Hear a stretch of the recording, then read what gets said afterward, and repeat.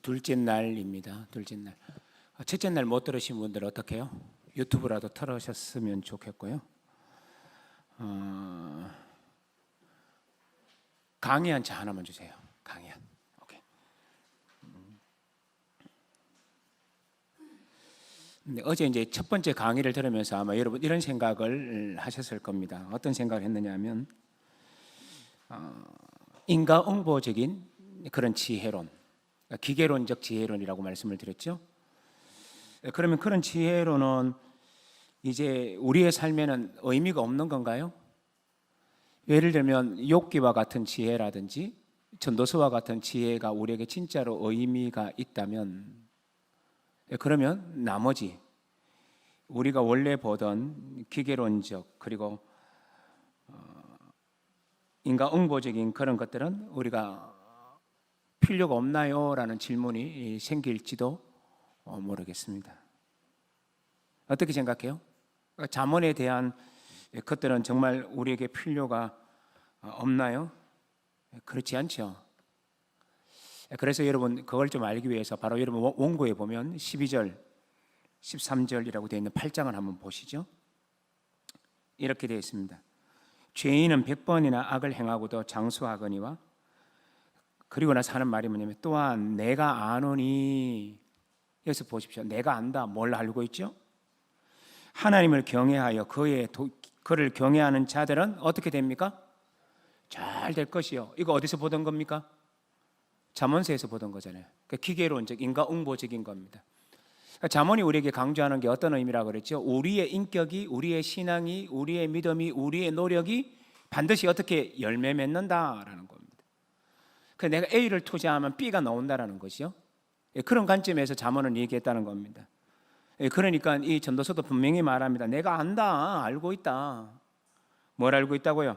하나님을 경외하여 그를 경외하는 자들은 잘 될 것이요. 13절은 같이 읽어요. 시작. 악인은 잘 되지 못하며 장수하지 못하고 그날이 그림자와 같으리니 이는 하나님을 경외하지 아니함이니라. 맞아요, 안 맞아요? 우리가 이런 게 굉장히 익숙하잖아요. 아멘 할 수 있습니다. 아멘. 전도자도 이걸 모르는 게 아닙니다. 기계론적인 인과응보적인 이런 사건들을 명확하게 알고 있다라는 겁니다. 어제 얘기 들었으면 이거 어렵지 않죠? 그렇죠? 뭐 어제 계신 분 중에 몇 분이 또 안 계시는데 구역장 모임이라 생각해서 안 오시는 건가? 그건 아니죠. 또 구역장 모임이 이렇게 적을 수는 없고, 그죠? 자, 어쨌든 그런 겁니다. 그런데 14절 보십시오. 그런데 나는 그렇게 알고 있고 나 이거 분명히 믿고 나 이거 분명히 안다, 이거 명확하게 얘기하는 겁니다. 그런데 14절 보면 이렇게 말하죠. 세상에서 행해지는 헛된 일이 있나니, 뭐죠? 나는 그런 진리를 믿고 그렇게 하는 것을 난 분명히 말씀을 통해서 믿는데, 그런데 세상을 보니까 이상하게 돌아가더라는 겁니다. 세상이. 그래서 어떻게 합니까? 행해지는 헛된 일이 있나니 곧 악인들의 행위에 따라 벌을 받는 의인들도 있고 의인들의 행위에 따라 상을 받는 악인들도 있다는 것이라 내가 이르노니 이것도 헛되니라, 이렇게 말하죠. 그러니까 이 세상이 헛되게 된 이유가 뭐냐? 하나님의 그 뭡니까? 기계론적 인과응보적인 잠언이 말해주고 있는 그런 지혜대로 가면 좋겠는데 세상이 어떻더라고요? 엉망이 됐더라 라고 얘기하는 겁니다. 그렇다면 전도서는 우리가 금방 알게 되겠죠. 엉망인 세상에서 전해진 메시지. 모든 것이 시스템을 따라 흘러갔기 때문에 이루어지는 그런 세상이 아니고 뭔가 잘못돼도 엉터리로 잘못된 세상에서 전도자는 잠언으로 안 되는 성도들에게 그리고 공동체에게 아니다, 세상의 잠언처럼 흘러가지 않는 이 세상을 우리는 이렇게 이해한다 하면서 새로운 이해를 우리에게 다시금 건네민 게 전도서라는 것을 우리가 알게 되죠. 이제 이걸 쉽게 이해하기 위해서 제가 시편 1편을 여러분에게 좀 제공했어요. 시편 1편을 봅니다. 이렇게 나와 있죠. 왜 시편 1편은 시편 1편인가? 이거 제가 누누이 많이 강조했어요. 여러분, 왜 시편 1편은 왜 시편 1편이에요? 그러니까 여러분 이렇게 대답해야 돼요. 아이 목사님, 시편 1편이 그 1표이지 그걸 왜 묻냐고. 옛날에 우리 그 대장금에 나왔잖아요. 무슨 맛이 나는요? 홍시 맛이 나옵니다. 그죠? 아니 어떻게 홍시 맛이 나는요? 뭐라 그랬나요? 그렇죠. 홍시 맛이 나서 홍시 맛 난다고 하는데 왜 그러냐고 이런 거죠. 이것도 뭐 우리 여러분도 그렇게 얘기할 수 있어요. 시편 1편이 왜 1편입니까? 여러분도 그러면 됩니다. 1편이 1편이지 그럼 2편 할까요? 이렇게 물을 수 있어요. 그러나 이 말의 의미는 좀 더 깊은 의미가 있습니다. 왜 그러냐 하면 시편은 몇 편까지 되어 있죠? 150편까지 되어 있어요. 그런데 이 150편이 어떤 거냐 하면 한 장소에서 기록된 성경이 아니에요. 그럼 언제 거냐면 1편은 언제 짓고 2편은 언제 짓고 뭐 다른 편들은 다 시대별로 엄청난 이 스펙트럼이 있다고 해요. 어떤 거는 굉장히 초창기 때, 어떤 거는 굉장히 더딜 때. 그래서 시편에 보니까 심지어 누구의 노래도 있던가요? 모세까지요. 그렇게 모세로부터 시작해서 포로기 시대까지 쭉 많은 사람들이 시편을 150편 썼겠습니까? 아니겠죠. 더 많은 노래들이 있었다는 겁니다. 그런데 이 150편을 언제 이제 집대성하느냐 하면 이스라엘 백성들이 우상을 섬기고 지멋대로 살고 그래서 나라가 망하고 능욕을 당하고 수치를 당하고 아픔을 당하고 우와 인생이 이런 거냐 하는 모든 산전 하여튼 모든 것들을 산전수전을 다 겪은 겁니다. 다 겪고 난 다음에 하나님의 은혜로 말미암아 그들이 이스라엘로 다시 바벨론에서부터 이스라엘로 돌아왔죠. 딱 돌아오고 나니까 우리가 어떻게 살았냐, 우리가 이렇게 형편없이 살아서 우리가 이렇게 어려운 일을 당했다. 그럼 어떻게 할까요? 이제 우리 하나님을 제대로 믿자, 하나님을 제대로 찬양하자. 그런 마음에서 포로기 이후에 150편의 시편을 모아서 집대성한 거예요. 그러니까 이 시편을 모았을 때 150편을 예를 들면 150편을 딱 간추렸어요. 150편을 간추렸는데 어느 게 1편으로 와야 됩니까? 그럼 뭐 또 되게 쉽죠. 이 1편 이게 오는 거예요. 근데 중요한 건 뭐냐면 1편이라는 것은 뭘 말해주느냐 하면 시편 전체에 대한 서론이라는 겁니다. 다른 말로 바꾸면 시편 1편은 모든 시편에 해석할 수 있는 어떤 굉장히 중요한 틀을 마련해주고 이 시편이 왜 기록됐는지에 대한 의미들을 굉장히 강하게 부각시키는 주제와 같은 성경이어야 돼요. 그러니까 1편은 그냥 지어낸 게 아니에요. 1편은 그냥 얘기던 게 아닙니다. 그러니까 1편은 뭐냐, 뼈라는 실패를 경험했던 사람들이, 너무너무 고통스러웠던 백성들이 어떻게 해요? 이제 우리는 이렇게 살자 하고 1편을 가지고 온 거예요. 그러니까 1편은 만만한 게 아니겠죠, 그죠? 그러니까 우리가 새롭게 시작하기 위해서 기록한 이것을 우리가 보자라고 했던 1편이기 때문에 그렇습니다. 그럼 여러분 또 이렇게 물을 겁니다. 목사님, 그럼 1편은요, 이건 잠언과 관련된 사상이 담겨져 있는 거 아닌가요? 맞아요. 그럼에도 여기서 잘 보셔야 될 게 있습니다. 1절 한번 보십시오. 이렇게 말합니다.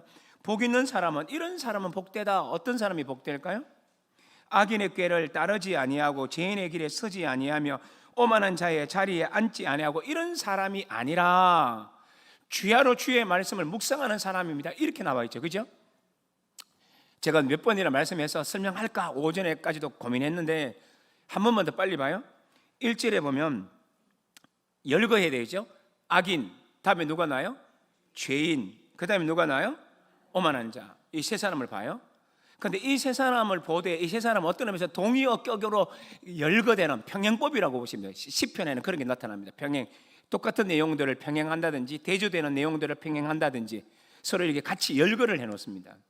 그걸 열거를 해놓으니까 죄인이나 악인이나 오만한 자는 어느 정도의 내용들이 비슷해요. 그런데 그것만 있는 게 아닙니다. 동사를 보면 점청법을 가지고 사용하고 있어요. 그렇다면 이 말은 뭘 말해주냐면 어디에 점점 함몰되어지다 혹은 어디에 점점 빠져들다 라는 것들을 드러내는 단어겠죠. 한번 볼까요? 그 처음에는 뭡니까? 악인들이 어떻게 합니까? 꾀를 따르지 않아요. 안 따라가요. 그죠? 안 따라가요. 따르지, 그런 사람 따라가지 말라 그래요. 두 번째는 뭔가 죄인들의 길에 어떻게 한다고요? 그러니까 함께 서 있는 겁니다. 함께 서 있는 거. 따라가는 정도가 아니라 이제는 어떻게 해요? 같이 그들과 함께 서 있는 거예요. 춥죠, 여러분은? 괜찮아요? 저는 되게 좋아서 추울 것 같아서. 세 번째는 따라가고, 두 번째는 서고, 세 번째는 더 충격적입니다. 같이 읽어봐요. 뭐라고 그랬습니까? 오만한 자의 자리에. 그러니까 이 말은 뭐냐? 세속이 점점 깊어졌다는 겁니다. 그럼 이건요, 1절 그대로 읽으시면 안 돼요. 이건 어떤 관점에서 다시 읽으셔야 돼요? 바벨론 포로로 잡혀가서 모든 수모와 모든 고통을 겪고 난 사람들이 돌아와서 제일 먼저 부르는 노래가 뭐냐? 복 있다. 어떤 사람들이?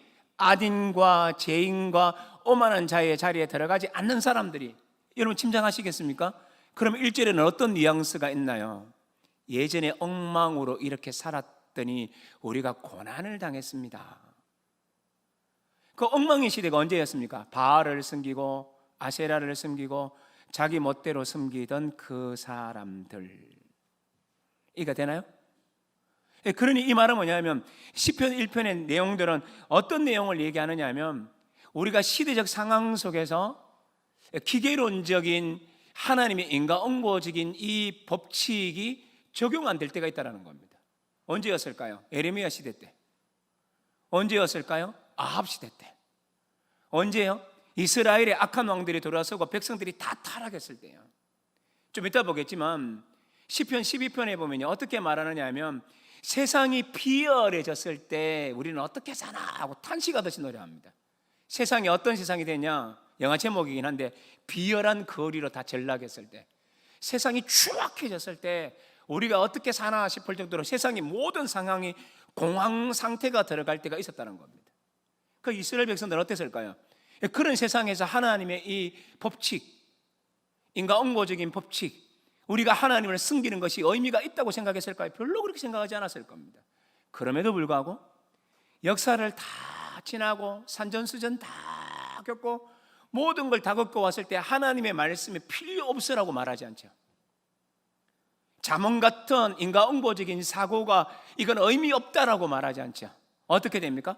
모든 걸 경험하고 돌아오니까 알게 되는 게 뭡니까? 하나님밖에 없더라. 다시 말하면 잠언이 우리에게 가르쳐주는 그 의미를 붙들고 사는 것이 진짜 삶이더라 라는 걸 보여주는 게 뭐라고요? 시편 1편이에요. 그러므로 시편 1편을 통해서 우리가 알게 되는 건 뭐냐면 기계론적 인과응보적인 것들이 필요 없다라는 말이 아니라 어떤 의미에서는 더 강조되고 있다는 겁니다. 여기까지 우리가 쫙 이해하면 깨닫게 되는 게 뭐죠? 그러니까 지혜는요 한 가지라면 이해할 수 없습니다. 그 지혜는 어떻게 해요? 잠언의 관점과 욥기의 관점과 지금 우리가 하고 있는 전도서의 관점을 함께 통합해서 그 관점 속에서 세상을 보는 지혜가 필요해요. 그러니까 전도서만으로는 살 수 없습니다. 욥기만으로도 살 수 없습니다. 잠언만으로도 살 수 없습니다. 왜 잠언만으로 왜 못 살죠? 세상이 다 엉망이 되어버렸을 때는 잠언이 안 먹혀 들어가거든요.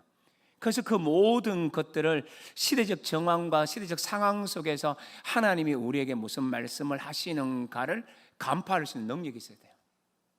여러분 제가 이런 말을 좀 이거 어렵지 않죠? 어렵지 않죠? 그러면요 되게 재밌는 게 있어요. 저는 이제 신약을 전공했다 그랬죠. 그것도 복음서 전공했다 그랬죠. 근데 이제 신약을 복음서를 전공한 사람을 뭘 공부해야 되냐?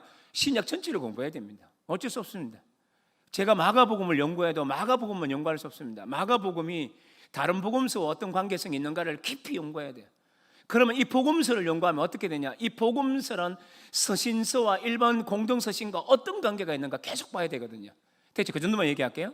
그렇다면 이 말은 뭐냐? 신약을 꼼꼼히 연구하면 재밌는 게 하나 있어요. 뭘까요? 신약에 나오는 모든 성경은 단순하게 하나님의 진리를 전파한 것만이 아니에요. 다시요. 신약에 나오는 모든 성경은 단순하게 하나님의 진리를 선포한 것만이 아니에요. 무슨 의미일까요? 더 중요한 게 있습니다. 그건 뭐냐면 진리를 그 교회의 상황에 맞추어 전하는 겁니다. 즉 이 말은 뭐냐면 하나님 말씀은 그냥 진공 상태에서 떨어진 게 아니라는 겁니다. 그 말씀이 울려질 때는 그 말씀의 상황, 거기에 비추어서 말씀의 진리를 거기에 적용하듯이 말씀을 던져주는 것이에요. 그럼 이 말은 뭘 의미할까요? 다시 지혜서로 돌아와요. 우리가 삶을 사는 삶의 형편 속에서 어느 성경이 더 많이 와닿고 어느 성경이 적게 와닿을 수 있어요. 그렇다면 다시 물어보죠.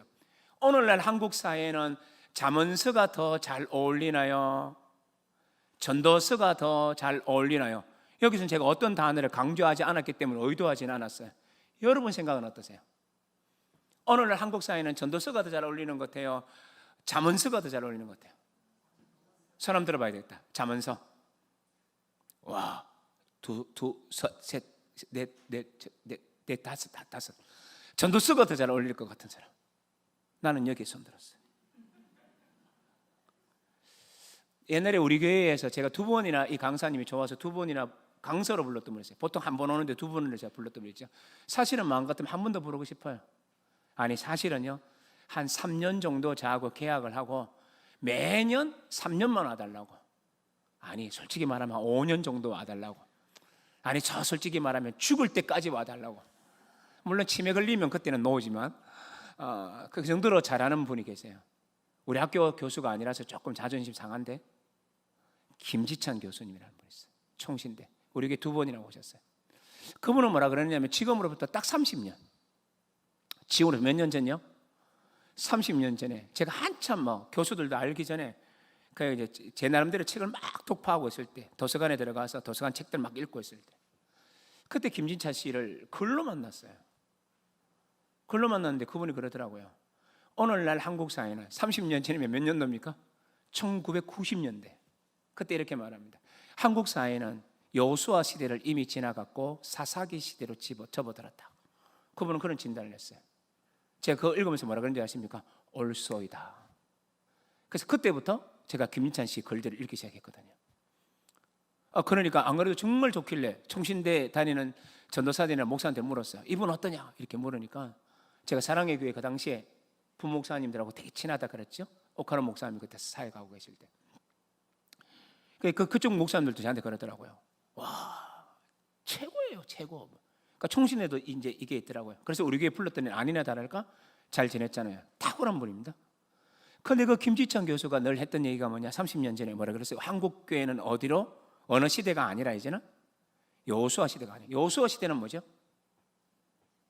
믿음 가지고 말씀 붙들고 전진하면 뭘 얻어요? 땅을 얻었잖아요. 여러분 옛날에 기억해요? 제가 고등학교 때 이거 몇 번 얘기해서 다 아시겠지만 그때 예를 들면 1980년도에 우리 대구 제1교회 이제는 여기가 우리 교회 제 교회가 됐지만 우리 교회가 그때 고등부한 몇 명이었죠? 한 200몇 명으로 제가 들었거든요. 이 대구 최대의 교회, 그 당시엔 최대의 교회 아니었습니까? 그때 보모교회, 동신교회 없었습니다. 우리는 20, 30년 동안 너무 아픈 시절을 지내면서 다 떨궈 먹어서 그러지. 그런데 어쨌든 그때 한창 전성기 안에서 우리 교회가 그때 한 200 몇 명이었어요. 자, 퀴즈 나갑니다. 우리요 바로 뒤에 내 모교회, 제가 고동부 다니던 그 교회는 고동부가 그 당시에 여러분 교회와 우리 대구 제일교회와 비추어서 말을 다시 정정하겠습니다. 우리 대구 제일교회와 비추어서 저 대구 제일교회는 몇 명이었을 것 같아요? 고동부가? 예? 우리가 한 250명이면 규모가 지금 우리 교회의 한 5분의 1, 6분의 1밖에 안 되는 교회거든요. 그러니까 몇 명이 넘었을까요? 한 5, 60명? 가르쳐줄까요? 180명, 190명. 말이 되나요? 말이 안 되죠. 왜 그랬을까요? 그때는 너무 쉬웠어요. 전도가 너무 쉬웠어요. 저 우리 반 아이들 60명 중에서 15명을 15명 내가 너무 작게 잡았다. 한 20명 정도를 우리 교회 데려왔다니까요. 제가 뭐라고 하냐면, 야, 우리 교회 갈래? 안 가. 교회는 왜 가? 교회 가자. 안 가. 교회 가면 딱 2개 있다. 좋은 게 있다. 첫 번째, 예쁜 여학생이 있다. 이건 제가 거짓말 엄청 했어요. 우리 교회 예쁜 여학생 아무도 없어요. 한 명도 없었습니다. 제 아내도 그 중에 한 명입니다만. 그러니까 한 명도 없어요. 그건 거짓말 했지만 어쨌든 예쁜 여학생이 딱 애가 솔깃하더라고요. 두 번째, 예수 그리스도를 믿으면 우리 인생의 의미를 찾는다. 너 나 봐라. 예수 믿기 전에 욕 많이 했지. 지금 나 욕하냐? 욕 안 한다. 어떻게 변한 것 같아요? 잘 변한 것 같다. 그럼 따라와. 한마디만 follow me 하면 어떻게 했냐니까 yes sir 하고 따라옵니다. 그래서 15명 오는 게 쉬웠었어요. 그게 뭐라고요? 여호수아 시대였어요. 여호수아 시대. 요즘 어때요? 우리 교회 갈래? 가면 뭐라 그래요? 니나 믿으세요. 교회 갈래? 야, 도리어 내가 니한테 얘기하고 싶다. 교회는 왜 가냐? 돈 내라 그러지. 시간 내라 그러지. 그리고 교회 가보면 1시간 동안 누가 막 얘기하는데 지겨워 죽겠지. 교회는 왜 가냐? 그렇지 않나요? 여호수아 시대가 바뀌었어요. 지금 말하는 줄 아시면 사사기 시대입니다. 교회들마다 어떻게 봤나요? 각자의 소견에 옳은 대로 다 행해요. 모든 교회들마다 영적 질서는 다 깨어졌어요. 건의는 아무 데도 없어요. 그게 한국교회가 돼버렸는데요. 사사기 시대. 그래서 어떻게 하냐? 그러니까 이런 시대는 어떤 성경을 우리가 좀 더 많이 읽게 되는데 어쩔 수 없이 전도서를 읽어요. 하나님을 향하여 열심으로 믿고 의롭게 살려고 해도 그렇게 이루어지지 않는 세상 풍토, 우리의 삶의 주변. 그래서 요즘 젊은이들이 뭐라 그런지 아시죠? 여러분, 요즘 젊은이 정말 심각합니다. 교회 안 가고 싶어요. 어떤 교수님이 학생들을 모아놓고, 우리 신대본생들을 모아놓고 진지하게 질문을 했어요. 여러분은 어릴 때부터 교회를 다니고 신학교에 왔으니까 그런데 그거 다 떼자. 그게 아니고 그런 그 배경이 없는 사람이라고 생각하고 한번 내 말에 한번 대답해봐라. 오늘 여러분이 만약에 교회를 알지 못하고 친구들과 있는데 누군가가 다가와서 교회 가자 하면 그 교회 가고 싶은 매력이 있냐? 신대원생들한테 물었어요. 신대원생들이 뭐라 그랬을까요? 모두가 기가 죽었어요. 아니다. 한국교회 이제 가고 싶지 않다. 왜? 그런데 우리는 어때요? 우리는 굉장히 익숙하잖아요.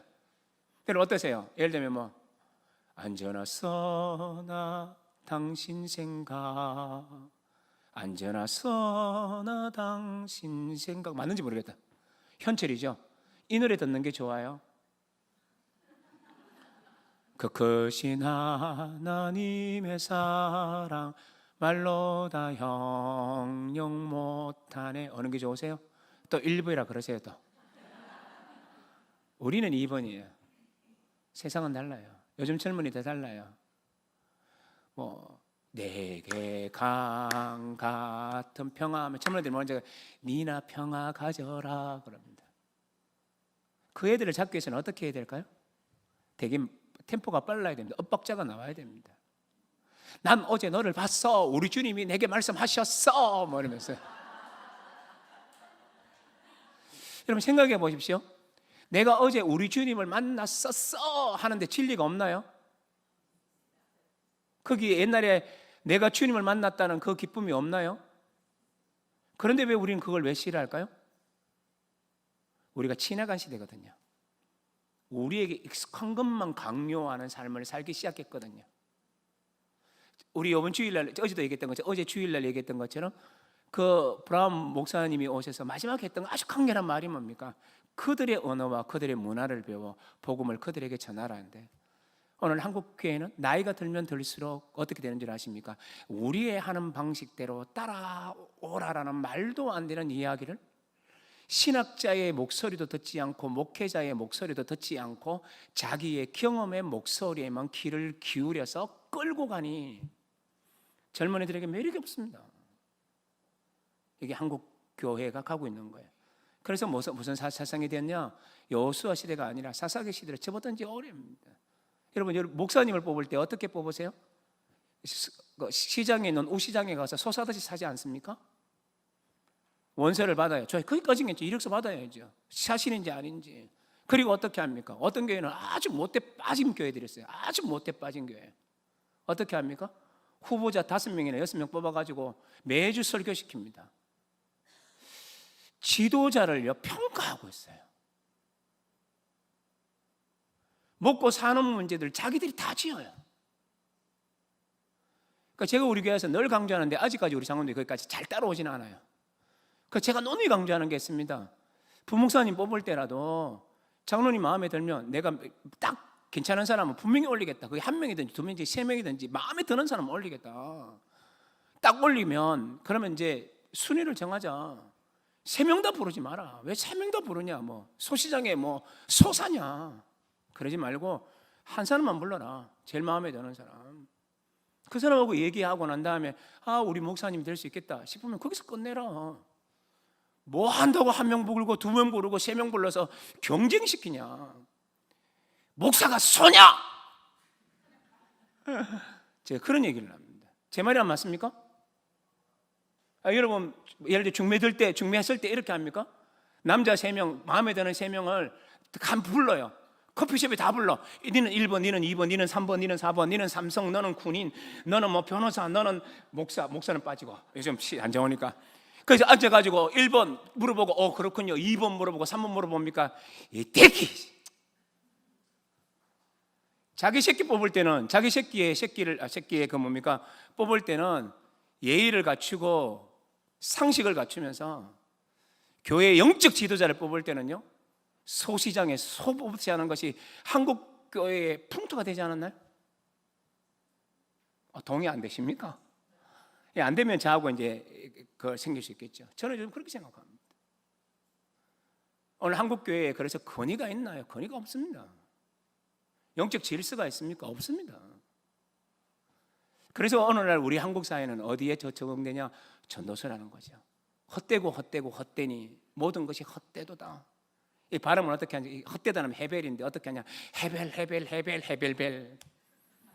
이게 히브리 원어가 아닙니다.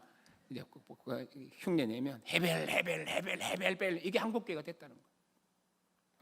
그럼 이런 세상 속에서 우리는 어떻게 희망차게 살 것인가가 오늘 내일 모레 계속 진행되겠죠. 자, 이 정도만 설명했는데 충분히 이해가 되시나요? 그러니까 다시 말하면 잠언은 우리에게 필요 없다는 말이 아닙니다. 잠언은 여전히 우리에게 필요합니다. 그래서 이스라엘 백성들이 모든 고초와 모든 힘겨움을 겪고 돌아왔을 때도 불구하고 그들의 최초의 언어는 뭐냐? 하나님께로 돌아가자. 인과응보적인 이 사상을 놓치지 않아요. 왜 그럴까요? 오랜 세월을 두고 보니까 결국에는 하나님의 인과응보가 이루어지더라. 하나님의 주권과 하나님의 말씀대로 이루어지더라. 말뜻 이해하시나요? 그런데 짧은 시간을 살 때는, 오늘 한국교회가 지금 사사기 시대가 됐는 이런 시대가 살 때는, 제가 우리 부목사님들뿐만 아니고 신학교 학생들한테 가르칠 때도 또 후배들한테도 대화 나누고 강의로 갔을 때도 제가 늘 강조하는 게 있습니다. 오늘날 이 한국교회의 이 모습은 앞으로 20년 지속된다. 오늘날 한국교회의 중직자들이 스스로 판 무덤을 깨닫는 시간은 20년쯤 걸린다. 1대는 목사들이 말아먹었고 2대는 지금 장로들이 말아먹고 있는 한국교회가 된 것 같다. 이 시대는 이제 20년 지속된다. 한국교회는 바닥을 치게 될 것이다. 단 바닥을 치지 않는 몇몇 교회가 있을 건데 그것은 대교의 중심이다. 수평 이동이 이루어지고 모든 돈과 인물들이 직결되게 모여들기 때문에 그들을 통하여서 자기들의 명맥은 유지할 수 있을지 모르겠지만 작은 교회는 전부 다 죽어가 뒤에 앉아 있으면 하얀 머리, 이제 하얀 머리가 아니고 머리 없는 사람들만 교회에 앉아 있는 날들이 20년까지 지속될 것이다. 제가 그렇게 예언합니다. 그 제가 제 아들한테 뭐라 그런 줄 아세요? 아들아, 네 목사해라. 반해요. 그러더라고요. 아니다. 20년 후에는 괜찮다. 그래서 지금부터 젊은 시기에 고생을 하고 20년 후 됐을 때 한국교회가 다시 바닥을 칠 때 네가 준비하고 있다가 하나님 나라를 위해서 서임받으면 안 되겠니? 라고 했더니만 아들은 No! 아빠 목회하는 모습 보니까 난 No! 하면서 안 한다 그러더라고요. 그래서 아들한테 뭐라 그러냐면 안 된다고 무조건 닫아놓지 말고 하나님께서 너를 어떻게 부르실지에 대해서 가능성을 열어라. 하라는 말 아니다. 모든 가능성 중에 이것도 하나를 열어놓으라 그러니까 아들이 그건 하겠다 그러더라고요. 그래서 가능성을 열어놓긴 했는데 여기까지 충분히 이해됐을 거라고 생각하고요. 어제 이런 질문이 있었고 또 질문하시더라고요. 그래서 이 대답을 해드린 거고요. 그럼 이제 어제 제가 얘기했던 오늘은 뭐에 대해서 다룬다 그랬죠? 헤벨. 한번 해볼래요? 헤벨 시작. 이거 히브리 언가 아닙니다. 히브리 언가 아닙니다. 헛되고 헛되니 모든 것이 헛되도다. 그러니까 히브리를 읽으면 여기는 이제 복수형이 2개가 나오고 단수형이 3개가 나오고 뭐 이런 것들이 있는데 그건 여러분한테는 중요한 건 아닌 것 같고요. 어쨌든 이렇게 헛되다라는 말을 5번이나 반복합니다. 그래서 1장 2절 뭐라고 했죠? 이거 안 적어놨죠? 1장 2절에서 말씀하고 있죠. 1장 2절에서 전도자가 이르되 뭐다 그래요? 헛되고 헛되며 헛되고 헛되니 모든 것이 헛되도다. 그러니까 전도서는 이렇게 시작을 합니다. 모든 것이 헛되도다. 여러분 전도서를 딱 읽어봐요. 1절 보십시오. 1절. 다윗의 아들 예루살렘 왕 전도자의 말씀이라. 그러니까 누구를 소개하고 있나요? 전도자를 소개하고 있죠. 이 전도자의 말씀이라. 보십시오. 이 말은 이렇게 기록하지 않았어요? 나 다윗의 아들 예루살렘 왕 전도자가 말한다 이렇게 되어 있는 게 아니에요. 어떻게 말하느냐 하면 전도자가 말한 것이다 이런 의미예요. 3인칭이에요.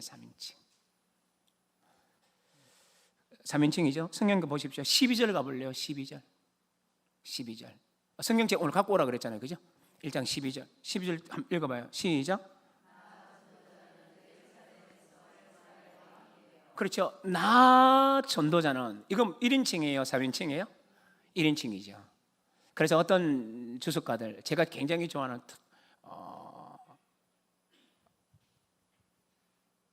요즘 내 이름이 자꾸 헷갈리나. 되게 유명한 학자가 있어요. 틀릴까 봐 지금 발음 안 했는데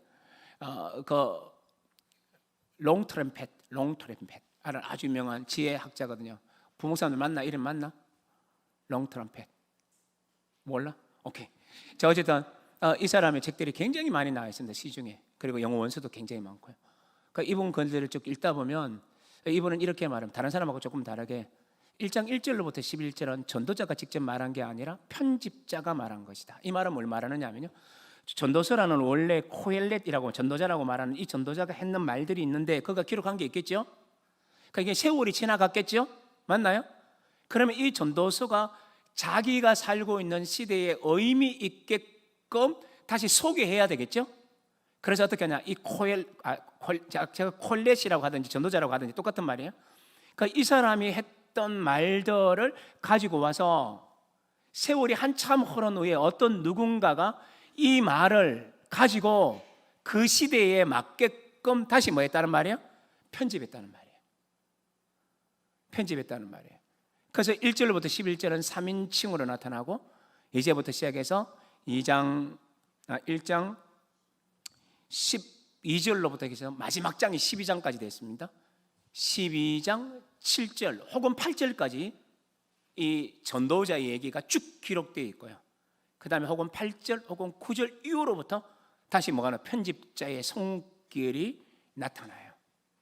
그렇다면 이 말은 뭘 말해주냐면 1절로 11절은 뭐가 될까요? 이 성경의 뭐가 되죠? 서론이 돼요. 서론. 아까 제가 얘기했잖아요. 서론은 단순하게 서론입니까? 아니면 중요한 얘기를 막 얘기해 주는 게 서론입니까? 얘기해 주는 게 서론이에요. 그럼 결론은 뭘까요? 결론은 이제까지 했던 얘기들을 종합한 내용들을 다시 한 번 더 요약하는 것이 결론이죠. 그러면 여러분 책을 읽을 때 너무 바쁘다. 이 책을 내가 다 알겠냐? 교수님이 이거 요약해 오라 그랬는데 그런데 이 책은 내가 읽지 못했어. 짝순이하고 놀다가 요약하는 시간을 놓쳤어. 내일까지 안 내면 교수님한테 학점이 좀 까일 건데 어떻게? 여러분 어떻게 하시나요? 저는 되게 쉬워요. 서론 보고 결론 보고요. 그리고 다시 누군가가 추천사하는 아주 짧은 것들 딱 읽으면 책들이 탁 떠올라요. 너무 꼼수죠? 그리고 목차를 쫙 읽어요. 그러니까 목차의 흐름이 쫙 나타납니다. 그럼 이 중에서 굉장히 중요한 장들 몇 가지만 딱 택해요. 그걸 딱 찾아가지고 앞부분 문장의 암 혹은 문장의 뒤 한 패라그래프, 제가 이런 얘기 왜 하는지 모르겠다. 앞뒤를 빠르게 읽으면요 문맥들이 다 파악이 돼요. 짧은 시간에 30분 만에 다 파악이 됩니다. 그 머릿속에 탁 떠오르죠. 요약하면 됩니다. 그러면 교수님이 저한테 뭘 줄까요? A 뿔 줍니다. 언제나 A 뿔 나왔습니다. 아니다, 이거는 생략, 이거 아닙니다. 어쨌든 그렇게 하는 겁니다. 그 마찬가지로 전도서도 마찬가지예요. 서론과 결론을 잘 눈여겨 보시면 돼요. 그래서 1장 2절에서 이런 말을 했죠. 서론에서 이 말을 했죠. 결론에도 넣을까요? 그러면 예상해 보세요. 결론 넣을까요? 안 넣을까요? 넣겠죠. 그러면 12장 빨리 안 가보실래요? 자, 12장 빨리 가보십시오. 8절 같이 읽어요. 시작. 전도자가 이르되 헛되고 헛되도다. 모든 것이 헛되도다. 물론 여기 3번 반복했지만 똑같은 문맥이죠. 그래서 이게 편저자의 손길로 보는 겁니다. 그럼 이 말은 뭐냐? 전도서가 우리에게 말해주는 것은 전부 다 뭐라고요? 헤벨이라는 거예요. 헛되다는 말 뜻이 헤벨이에요. 그래서 앞에 1절을 제가 패러디해서 헤벨 뭐 이러는 거예요. 그러니까 이 땅이 뭐냐? 허무하다 이걸 가르치는 겁니다. 그러나 내일 분명히 얘기하겠죠? 허무한 세상 속에서 우리는 허무하게 살 수는 없다. 어떻게 산다고요? 즐거워하라 라는 말로 그래서 제가 어제 나눠준 원고에 보면 여러 가지의 허물을 얘기하는 것이 A, B, C, D 이러면서 안에 있는 내용들을 요약해 놓은 게 있습니다. 그래서 헤벨이라는 말이 나오는데 언제나 헤벨 다음에 나오는 단어가 뭐냐면 즐거워하라, 즐거워하라, 즐거워하라, 즐거워하라가 어제 강의 안에 나와 있죠. 그렇죠? 그렇다면 이 말은 뭐냐면 이 세상이 허무한데 허무에 굴복하지 않고 살 수 있다. 어떻게? 즐거워할 수 있다. 이걸 강조하는 거예요. 그걸 언제 공부한다고요? 내일. 그런데 내일은 수요 예배야. 몇 분 만에 끝내야 돼요? 40분. 요즘 제가 50분 할 때도 있지만 한 40분 내로 끝내야 돼요. 그래서 어쩔 수 없이 짧은 본문 하나, 임팩트 있는 본문을 꺼내서 저자가 어떻게 우리에게 허무한 세상 속에 즐기는가를 설명할 거예요. 그러나 중요한 게 있어요. 즐거움도 그 안에 뭐가 있다고 그랬죠? 허무한. 그래서 저는 이 즐거움을 어떻게 표현하느냐면 허무한 아름다움. 이건 저의 고유한 언어는 아니고요. 저한테 공부를 가르쳐준 로봇. 우와, 우리 교수님 이름도 까먹었다. 우와, 하여튼 우리 교수님이 그 영어 교수님이거든요. 그 교수님이 수업 시간에 가르치셨던 그 단어에서 제가 배워왔었어요. 허무한 아름다움. 그렇게 즐거움 속에도 뭐가 허무해요, 허무. 그런데 이 즐거움 속에서 이 허무함을 어떡하나 했는데 이 허무함을 극복하게 하는 분이 있죠. 누군가요? 하나님이에요. 그래서 이것을 목요일 공부한다고 얘기했죠. 그래서 오늘은 이 세 가지 중요한 주제 중에 오늘 뭐 본다고요? 헤벨, 이제 집특권에 들어갑니다. 어제 그 내용을 더 설명하려고 그랬는데 조금 어려워하시는 것 같아서 이렇게 간략하게 설명했고요. 오늘 집에 돌아가셔서 어제 제가 나눠준 그 자료를 보면서 도표부터 먼저 보면 구조가 보일 겁니다. 아까 헤벨 뒷부분에서 모른다라는 개념, 모른다라는 개념, 그런 게 대해서 헤벨이라는 개념이 나타나고 즐거워라는 개념이 분명히 보일 겁니다. 그럼 어떻게 살아야 돼요? 결론에서 말합니다. 하나님을 경외하라. 이렇게 나오는 겁니다. 구조가 그래요. 한 구절을 더 봐야 돼요. 자, 우리 서론 부분 조금 더 본 김에 1장 3절을 보셔야 돼요. 자, 1장 3절 같이 읽어요. 시작. 해 아래에서 수고하는 모든 수고가 사람에게 무엇이 유익한가? 이렇게 묻죠. 여기에 대한 답이 1장 12절로부터 6장까지 진행되는 거예요. 이 질문에 대해서 서론에서 질문을 던졌잖아요. 우리한테 인생이 뭐가 유익하냐 하고 질문을 던지니까 이제 1장 12절부터 쭉 설명하는 게 뭐냐면 뭐가 유익하냐고 솔직히 얘기해 줄까? 없다, 헛되다 라는 것들을 쭉 설명해요. 이건 좀 이따 더 설명할 거니까. 그게 전반부의 내용이에요. 한 구절만 더 보고 이제 들어갈 겁니다. 6장 가보십시오. 제가 6장까지 헛되다라는 얘기를 반복한다 그랬죠. 맞아요? 자, 그런데 6장 다시 가봅니다. 12절 헛된 생명의 모든 날을 그림자같이 보내는 일평생에 사람에게 무엇이 낙인지를 누가 알며 그 후에 해 아래에서 무슨 일이 있을 것을 누가 능히 그에게 구하려. 이 말은 뭐냐면 1장 3절에 나왔던 질문처럼 6장 모든 것이 헛되다라는 그 첫 번째 1장 3절에 대한 질문에 대한 답을 6장까지 하고 난 다음에 다시 한 번 더 질문을 던지는 겁니다. 6장 12절에서 던지고 나서 이 질문에 대한 답을 이제 어디서 나타날까요? 7장부터 11장에서 하는 거예요. 지금 여러분 성경을 안 읽었기 때문에 그렇구나 하지만 읽고 내용이 머릿속에 확 안 들어오니까 잘 그냥 멍하면서 그냥 지나가 버리죠. 그러나 구조니까 이런 걸 알 필요는 있어요. 그러니까 몇 절을 기억하고 있어야 돼요. 1장 2절, 12장 8절 뭐죠? 헛되다. 맞아요? 두 번째 1장 3절, 6장 12절 두 구절을 기억하셔야 돼요. 그러니까 1장 3절은 뭡니까? 뭐가 유익해? 6장까지 설명하기를 헛돼, 유익한 거 없어. 유익하다는 말은 남은 거 있냐? 우리 인생을 살면 뭐 남는 게 있냐? 없다. 이런 얘기를 하는 거예요. 그러니까 1장 3절이 그래서 중요하다는 말이죠. 그러니까 이게 답을 6장까지 했으니까 또 6장에서 한 번 질문을 더 던지는 겁니다. 뭐라고요? 12절에서 우리 인생에 뭐가 낙이지?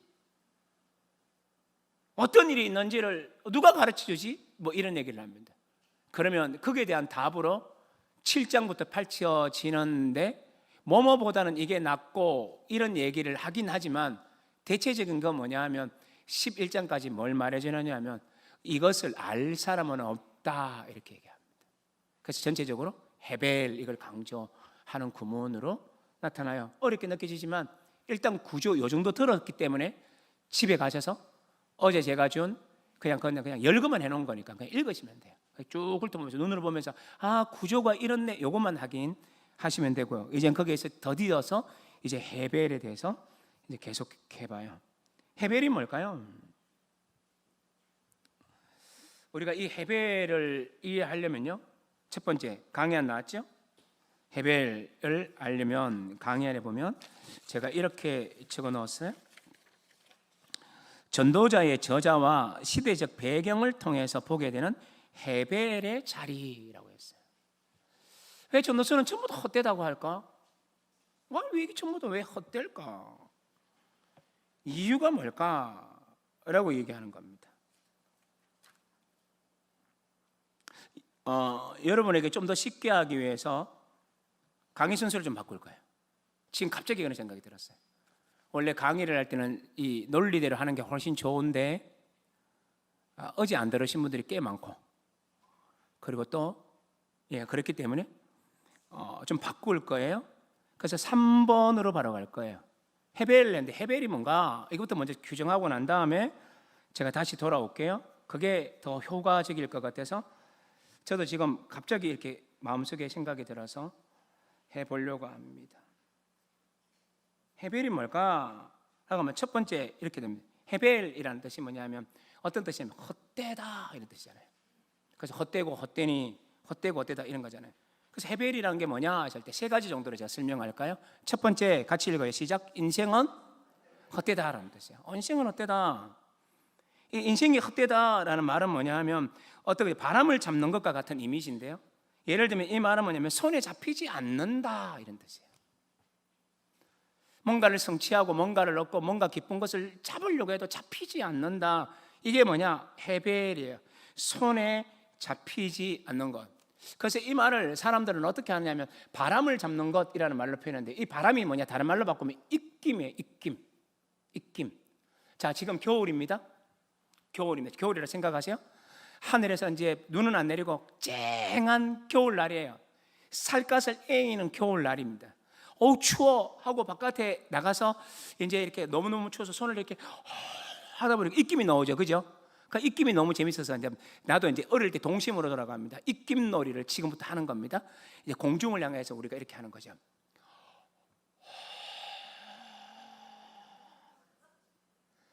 자, 입에서 뭐가 나와요?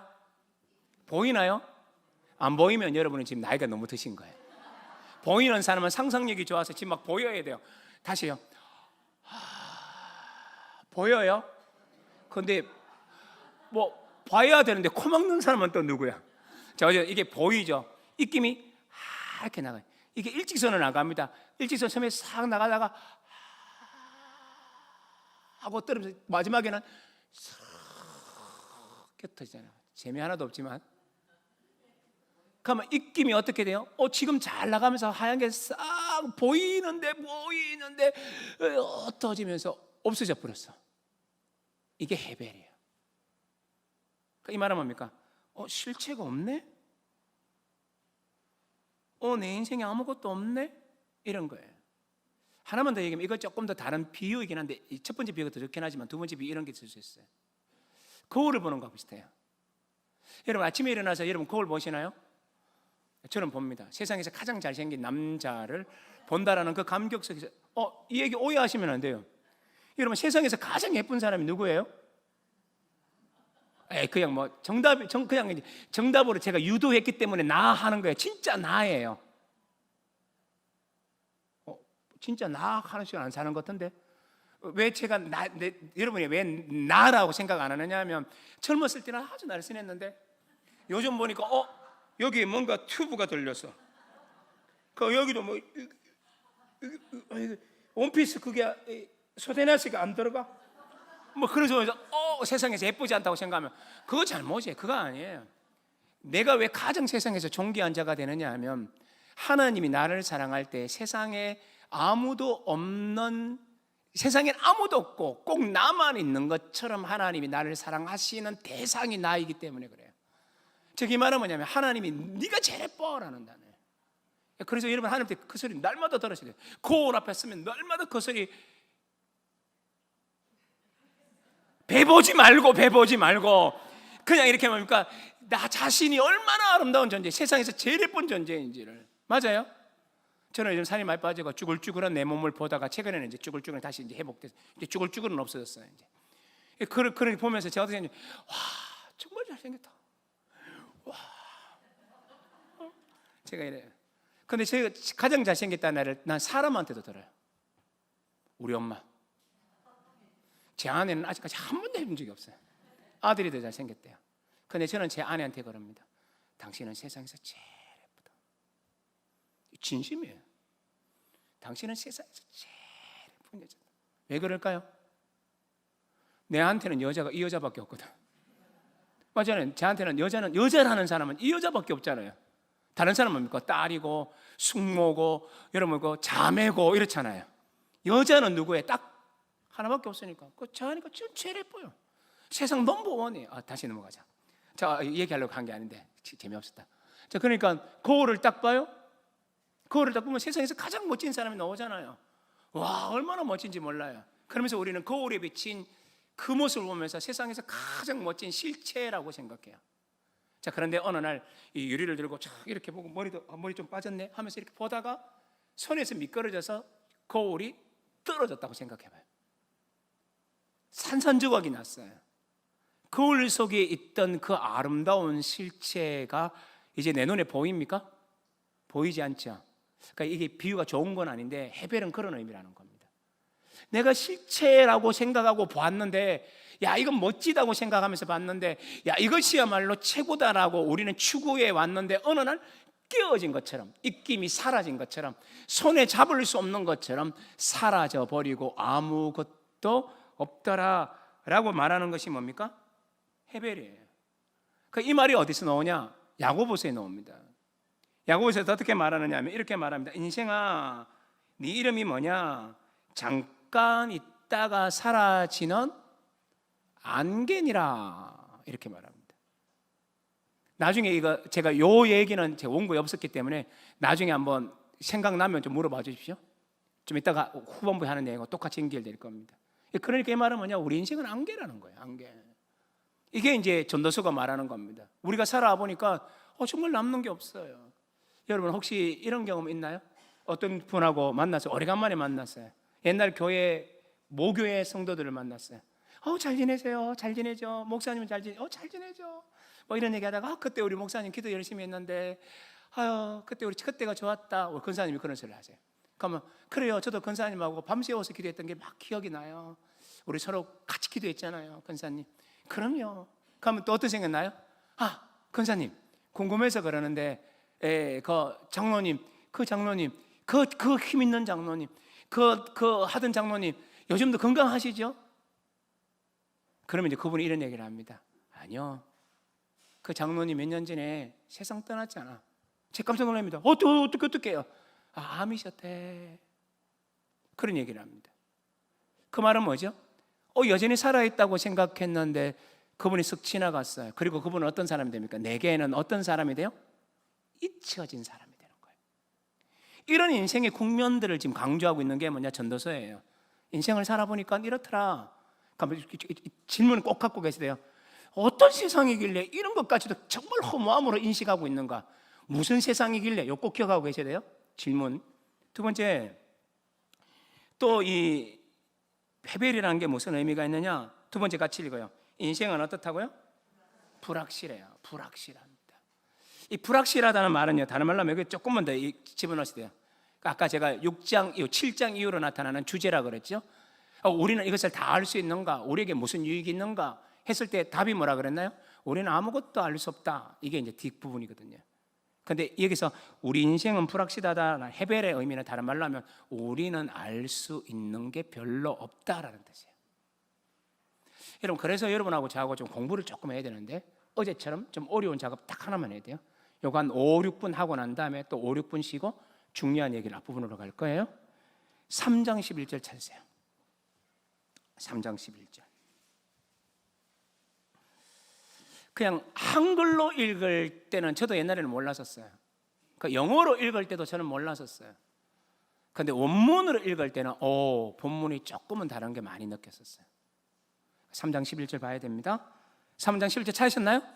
자, 같이 읽어요. 시작. 하나님이 모든 것을 지으시되 때를 따라 아름답게 하셨고 또 사람에게는 영원을 사모하는 마음을 주셨느니라. 그러나 하나님이 하시는 일의 시종을 사람으로 측량할 수 없게 하셨도다. 내용 되게 좋죠? 내용 되게 좋죠? 근데 이 원문은 이런 뜻이 아니에요. 히브리 원문은 같이 다시 봅니다. 하나님이 모든 것을 지으시되 때를 따라 아름답게 하셨고, 여기까지 이렇게 번역해도 괜찮아요. 또 다음에 나오는 단어가 뭐죠? 히브리 원문에 없습니다. 사람에게는 이라는 마음, 그게 없어요. 그런 단어가 없어요. 또 계속 읽어요. 영원을 사모하는 이라는 단어, 제가 이렇게 하는 거 보니까 있는 것 같아요? 없는 것 같아요? 없어요. 사모하는 이런 단어가 없어요. 조금만 더 넘어가요. 주셨느니라. 그 다음에 뭐가 나요? 이 반의 접속사죠. 그런데 그러나 라는 단어도 없어요. 저도 이 원문을 보면서 깜짝 놀랐습니다. 우와, 누구의 책을 통해서 이걸 봤는데 에이 설마 하고 제가 원문을 확인했거든요. 제가 원문을 확인하는 책들이 많으니까 없네? 그럼 어떻게 해석해야 돼? 그 저자가 하는 말이 맞더라고요. 그 번역을 다시 해봐요. 그 뉘앙스가 별 차이 나지 않는다 생각할지 모르겠지만 뉘앙스는 굉장히 차이가 나요. 그래서 원문을 지켜가면 어떻게 되느냐 하면 이렇게 됩니다. 하나님이 모든 것을 때를 따라 아름답게 만드셨다. 저도 잠깐 또 의역했는데 어쨌든 이렇게 똑같죠? 앞부분은 그렇게 번역하면 돼요. 그다음 두 번째는 어떻게 하냐면 또 그들의 중심에 영원을 심어 놓으셨다. 그러면 그들의 중심, 그들이 누굴까요? 우리나라 번역은 잘못 번역해서 사람이라고 번역한 거예요. 뒤에 나오는 사람, 이 단어가 나오기 때문에 사람이라고 집어넣은 거예요. 아니에요. 여기서 그것은 뭘 말하느냐 하면 만물, 하늘의 달과 하늘의 별과, 제가 어제 시편 8편 가르쳐드렸죠? 내가 하늘에 있는 달과 별들을 보오니 사람이 무엇이간데 인자가 무엇이간데, 어제 공부했던 기억나시나요? 그런 뉘앙스가 똑같아요. 그러니까 영원은 어디다 두셨나요? 저 우주에 별들에게 물어봐. 별들에게 놨어요. 달에게 뒀어요. 이런 것들에게 두었고 두었다.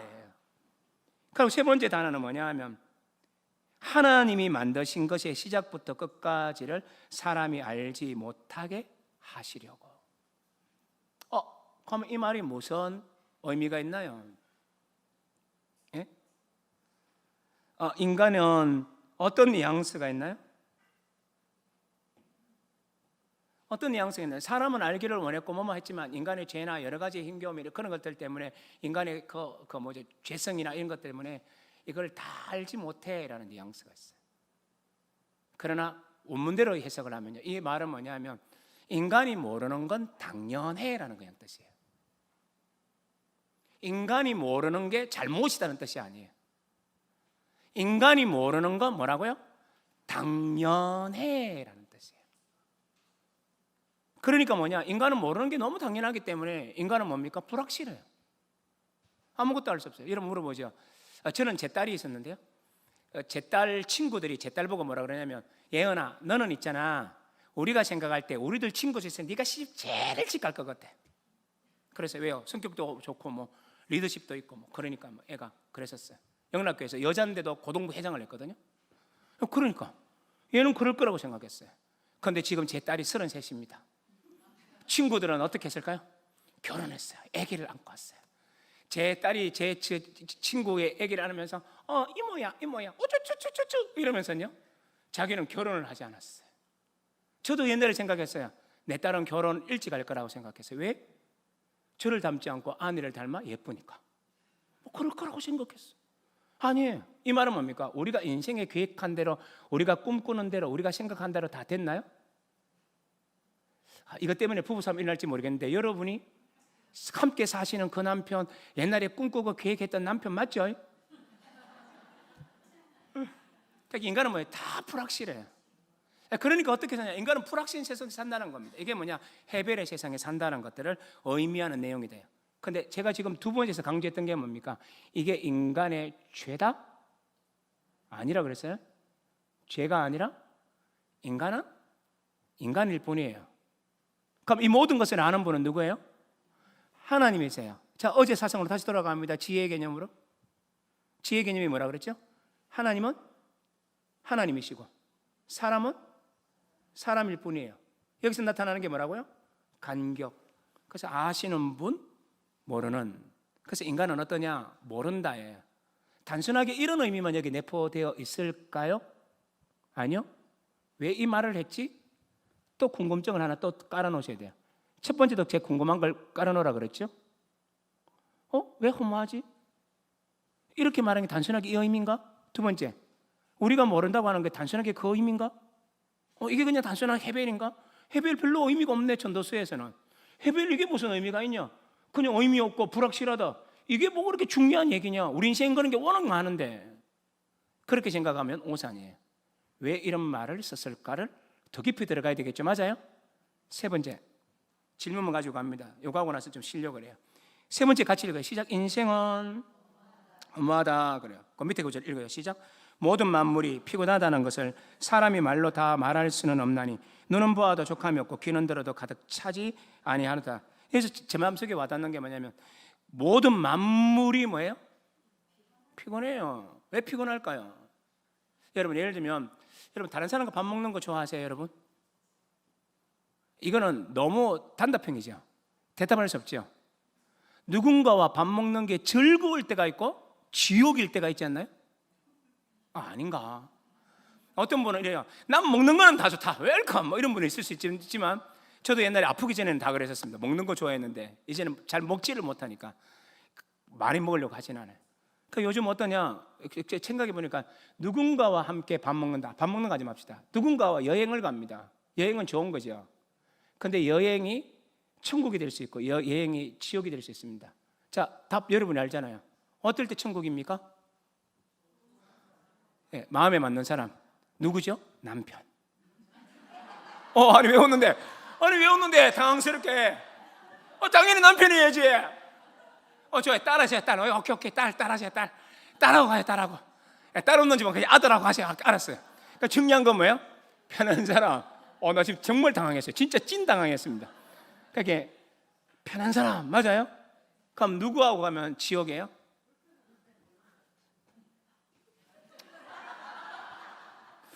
밥 먹으면요. 그러니까 저는 불편한 자리에 가면 여러분 저보면 아십니다.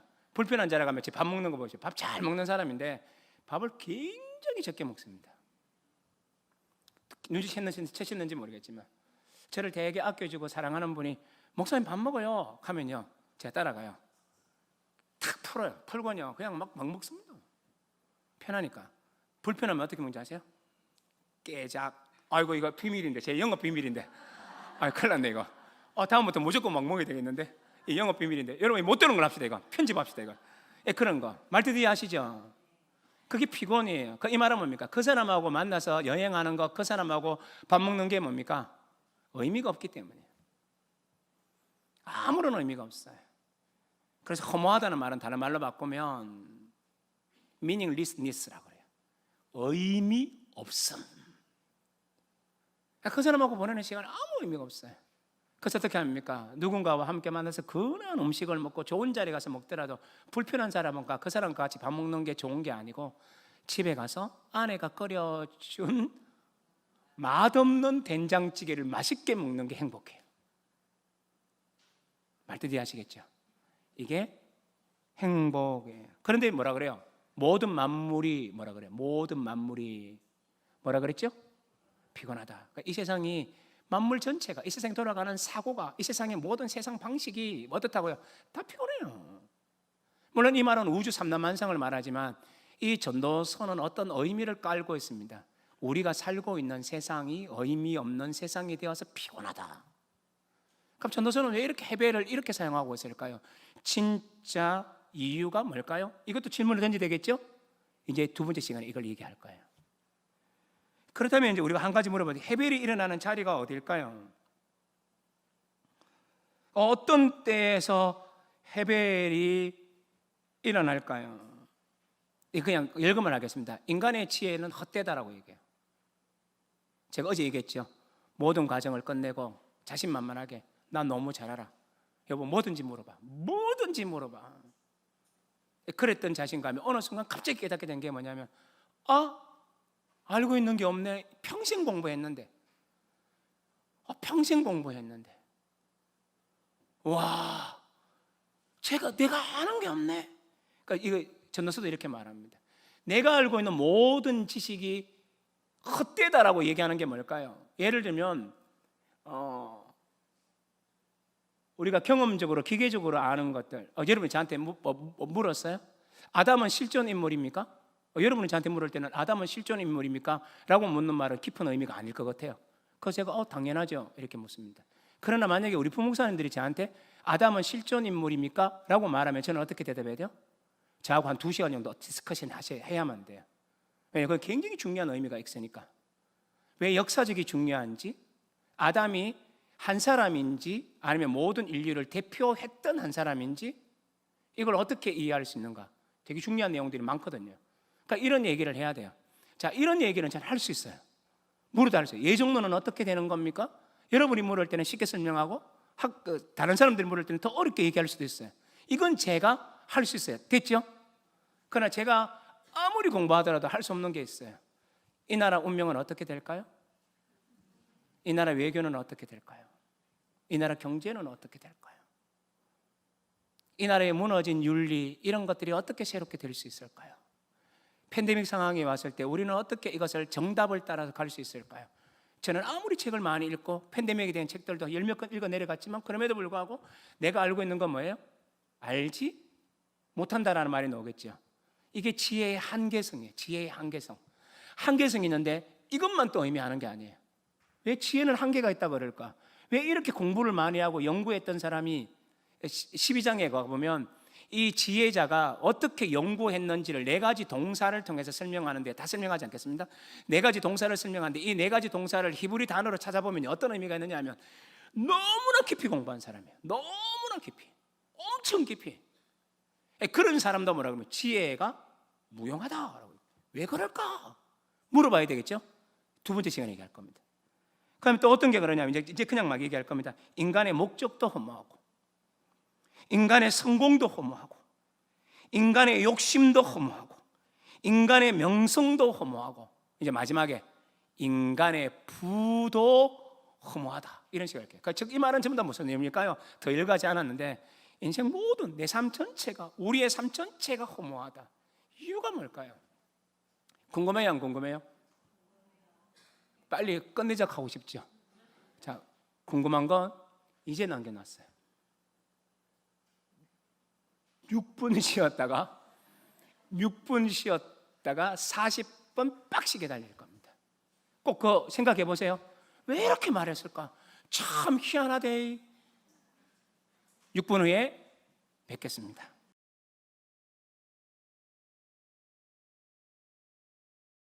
자, 시작합니다. 네, 이제 우리가 물어야 돼요. 그럼 이 전도서 저자가 왜 인생을 이렇게 험한 거로만 봤을까?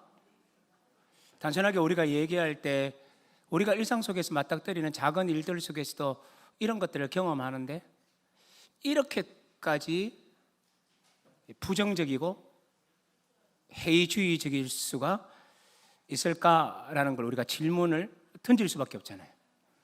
그 자리를 우리는 찾아가 보셔야 돼요. 그 자리를 찾기 시작하면 말씀이 이해가 되기 시작하고, 말씀이 이해되는 순간 우리의 삶과 이제 연결해서 숙고할 수 있는 지혜가 생기는 거죠. 자, 그렇다면 여러분 이제 강의 안에 이렇게 적었어요. 전도서의 저자가 누굴까? 저자와, 그리고 이 글이 기록되었을 때 시대적 배경은 어떤 것일까? 이렇게 보는 겁니다. 이 말에 대해서는요, 우리가 이제 많은 얘기들을 할 수 있어요. 이제 크게 두 가지. 전도서의 저자는 누구일까요? 라고 했을 때 크게 두 가지로 나뉩니다. 뭐 여러 가지 스펙트럼이 있어요. 이것도 공부하는데 시간 꽤 걸립니다. 그렇게 중요하지 않는 것 같은데도 불구하고 다른 많은 이견들이 많아서 그 이견들까지 공부하는 데는 시간이 너무 많이 걸려요. 그럼에도 불구하고 대체적으로 두 가지 정도로만 우리가 이해하시면 돼요. 저자는 누구일까요? 첫 번째, 우리가 너무 잘 아는 것처럼 누굴까요? 솔로몬입니다. 그러니까 솔로몬으로 이해하면요, 솔로몬에게서 나왔던 책 세 권이 있죠. 첫 번째는 뭐죠? 가장 젊어서 썼을 때 아가서. 보통 이제 신학자들, 목회자들 그렇게 설교할 거예요. 아가서. 그러니까 가장 젊었을 때니까 술람은 여인과의 그 아름다운 관계. 그러면서 그 관계성 속에서 하나님과 우리의 관계를 담았다라고 보는 사람도 있는 반면, 그게 아니다. 성 자체가 하나님의 선물인 거로 하나님이 주신 그 성 안에서도 충분히 그 의미들을 뽑아낼 수 있다, 이렇게 보는 사람들도 있긴 하지만, 어쨌든 솔로몬이 아가서를 기록했을 때는 젊었을 때다, 이렇게 보는 거죠. 두 번째는 뭐죠? 보통 또 잠언으로 봅니다. 잠언에 꽤 많은 내용들. 그럼 이건 뭐냐? 이건 어떤 거냐면, 그가 이제 가장 지혜로운 것들이 풍성해졌을 때, 모든 경험들이 막 쌓여가고 있을 때 그거를 썼을 것이다, 이렇게 봅니다. 그럼 전도서는 언제로 볼까요? 노년에, 말년에. 모든 걸 다 누려봤더니만 헛거더라. 엘베스트 산을 정복해봤더니만 별거더라 라고 말하는 사람 말입니다. 그죠? 그런 사람의 이야기로 보는 거죠. 그래서 솔로몬으로 봅니다. 솔로몬 굉장히 의미가 있습니다. 저희 동의합니다. 그런데 좀 아쉬운 건요, 이 솔로몬의 관점에서 성경을 읽다 보면 1장, 2장까지는 솔로몬하고 굉장히 잘 맞아 들어갑니다. 그런데 그 이후로는 그렇게 싹 잘 맞아 들어가지는 것 같지는 않아요. 그러면 정말 솔로몬이 맞을까? 그 제목 속에 이런 게, 솔로몬이면 어때 뭐? 또 솔로몬 아니면 어떻고? 솔로몬이라는 진짜 중요한 의미 중에 하나는 이게 뭐냐면, 이런 걸 경험한 사람이 누구겠냐? 예? 왕의 자리도 가보고, 그렇죠? 모든 걸 경험해 본 사람 누구겠냐? 솔로몬밖에 없다는 겁니다. 그런 관점에서 이 전도서를 충분히 이해할 수 있어요. 저 그거 동의합니다. 그러나 제 마음속에는 이 솔로몬에게 가 있지 않아요. 왜 그럴까요? 아까 앞에서 얘기했죠. 처음에 얘기할 때, 그래서 처음에 살짝 언급하고 갔는데, 처음에 제가 뭐라 그랬나요? 1장 1절로부터 11절은 3인칭으로 묘사돼요. 1인칭의 얘기는 1장 12절로부터 12장 7절 혹은 8절까지 가요. 7절까지 가야 되겠죠. 그럼 이 내용은 전부 다 뭘 말해주느냐 하면, 그 안에 있는 건 솔로몬의 얘기가 아주 잘 드러나 있다고 할지라도, 그러나 앞과 뒤는 편집자가 솔로몬이 저자라고 할지라도 그걸 가지고 와서 최종적인 형태를 만든 건 솔로몬 시대가 아니라는 거죠. 말뜻 이해하시겠죠? 그렇다면 솔로몬을 저자라고 우린 인정해도 괜찮아요. 그래서 많은 목사님들과 또 많은 목사님들이죠, 사실은. 많은 목사님들은 솔로몬이 저작이다 라고 하면서 솔로몬의 관점에서만 설교를 하는데, 저는 또 여긴 또 반대예요. 솔로몬이 기록했다는 데서는 동의할 수 있지만 솔로몬의 관점에서만 설명하시면 안 돼요. 왜 그럴까요? 이 솔로몬, 이 전도서가 완전히 이 통으로 딱 결정 났을 때는 솔로몬 시대가 아니니까, 그런 관점에서 좀 볼 필요가 있어요. 그럼 두 번째, 저자 얘기 조금 더 얘기하고요. 그럼 이 저자는 누굴까라고 했을 때, 이제 많은 학자들은 뭘 하느냐 하면, 이건 제가 다 생략할 겁니다. 간단하게 하고 지나갈까요? 핵심은 뭐냐 하면, 이 글들을 우리는 그냥 우리 한글로 읽으니까 표시가 안 나죠. 그런데 이 얘기는 뭐냐면, 후대에나 나올 법한 언어들이 자꾸 나와요. 자, 조선시대에 조선 왕조 조선실록 500년, 조선실록 한번 여러분 읽어보셨나요? 그거 안 읽어보셨나요? 저도 안 읽었어요. 근데 이제 요약본을 읽었지만, 근데 그 책에 이 단어는 어느 줄 아십니까? 32페이지 셋째 줄에 왕이 어떤 말을 했기 때문에 그 적는 사가가 열을 엄청 받았어요. 그래서 갈로 열고 어떻게 썼느냐 하면 헐. 그리고 64페이지 여섯째 줄에 어떻게 되면 갈로를 치고 뭐라고 하냐면 백 이런 말을 썼어요. 자, 그러면 이제 여러분이 학자예요? 학자입니다. 학자라서 조선왕록 이걸 쭉 읽고 있는데 중간에 뭐가 나와요? 헐, 그 다음에 또요 백 나왔어요. 그러면 이 말은 뭐냐면 이건 조선시대 서기관이 이것을 기록했으니 헐이라는 말과 백이라는 말은 현대 언어가 아니고 고대 언어였는데 이 땅에 머리가 좋은 젊은이가 그 말을 재인용했다라고 해석할 겁니까? 아니겠죠? 그럼 어떻게 해석할 겁니까? 조선왕조실록을 누군가가 사본을 자꾸 써내려가다가 현대인 중에 누구 한 명이 꼬마 애가 아니면 젊은 층하고 잘 어울리는 사람이 이 조선왕조를 읽다가 예를 들면 읽다가 이 내용이 너무 기가 차니까 자기도 그냥 농담 삼아 안에다가 갈로 열고 헐 집어넣었다는 거죠. 말뜻이에요? 그런 식으로 전도서를 읽다 보면 솔로몬 시대에는 나올 수 없는 단어들이 있어요. 이건 좀 어렵기 때문에 설명해도 별 의미가 없겠죠? 그런 단어들이 계속 발견되어져요. 심지어 어디 시대까지 나오느냐 하면 페르시아 시대까지 나옵니다. 자, 그렇다면 이 말은 언제까지를 우리가 연결시키느냐면 주전 4세기, 주전 3세기까지도 갑니다. 어떤 사람은 이거 조금 더 늦추기도 하고 조금 당기기도 하는데 이 말은 뭘 말해주느냐 하면 우리가 생각했던 것보다 전도서가 최종적으로 완성이 된 시기는 우리가 생각하는 것보다 훨씬 늦다라는 거예요. 그럼 이 시기는 어떤 시대냐? 적어도 이런 시기라는 겁니다. 어떤 시기냐면 바벨론으로 포로로 잡혀갔어요. 맞아요? 하나님이 은혜를 베푸셨어요. 그들이 이스라엘로 돌아왔어요. 맞아요? 돌아와서 이제는 우리나라가 부국이 되고 열강 중에 뛰어난 솔로몬과 다윗과 같은 나라가 될 거라고 생각했는데 그렇게 되지 않았어요. 계속 강대국, 다시 말하면 전제 국가에, 다시 말하면 모든 나라를 잡아먹는 열강에 언제나 식민지로 살아야만 했었어요. 언제까지요? 예수님이 오실 때까지요? 아니요. 예수님 지나고 난 다음에 300년이 지날 때까지요? 아니요. 그때도 로마의 통치 아래 있었어요. 다 로마에서 국교를 시켜줘서 괜찮았지. 그러니까 이 말은 뭐냐면 이스라엘은 옛날에 옛날이요 라고 부르는 솔로몬과 다윗의 시대가 재현되지 않았어요. 더더구나 페르시아 시대 쪽으로 지나가면서 어떤 일이 있었냐면 헬라 문명이 급속도로 들어오기 시작했어요. 여러분, 헬라 문명이 들어온다는 거 그냥 문명이 들어오면 좋은 거지라고 생각하는데 그게 아니에요. 헬라 문명은 이중적으로 이렇게 얘기합니다. 율법과 반한 문화가 너무 많고, 다시 뭐와 반한 문화가 많고요? 율법과. 두 번째는 뭐냐면 헬라의 찬란한 문화는 식민지인들의 것이 아닌 지배자의 몫이었다라는 걸 놓치시면 안 돼요. 그럼 이 말은 뭘까요? 이스라엘 백성들은 식민지니까 어떻게 됩니까? 저들의 부에 대하여 종사하는 삶을 살고 있을 때라는 것을 상정하셔야 돼요. 그렇다면 이 말은 뭐죠? 전도서는 그래서 언제 이걸 완성했냐라고 봤을 때, 편집자가 언제 완성했냐라고 봤을 때, 언제 완성했다고요?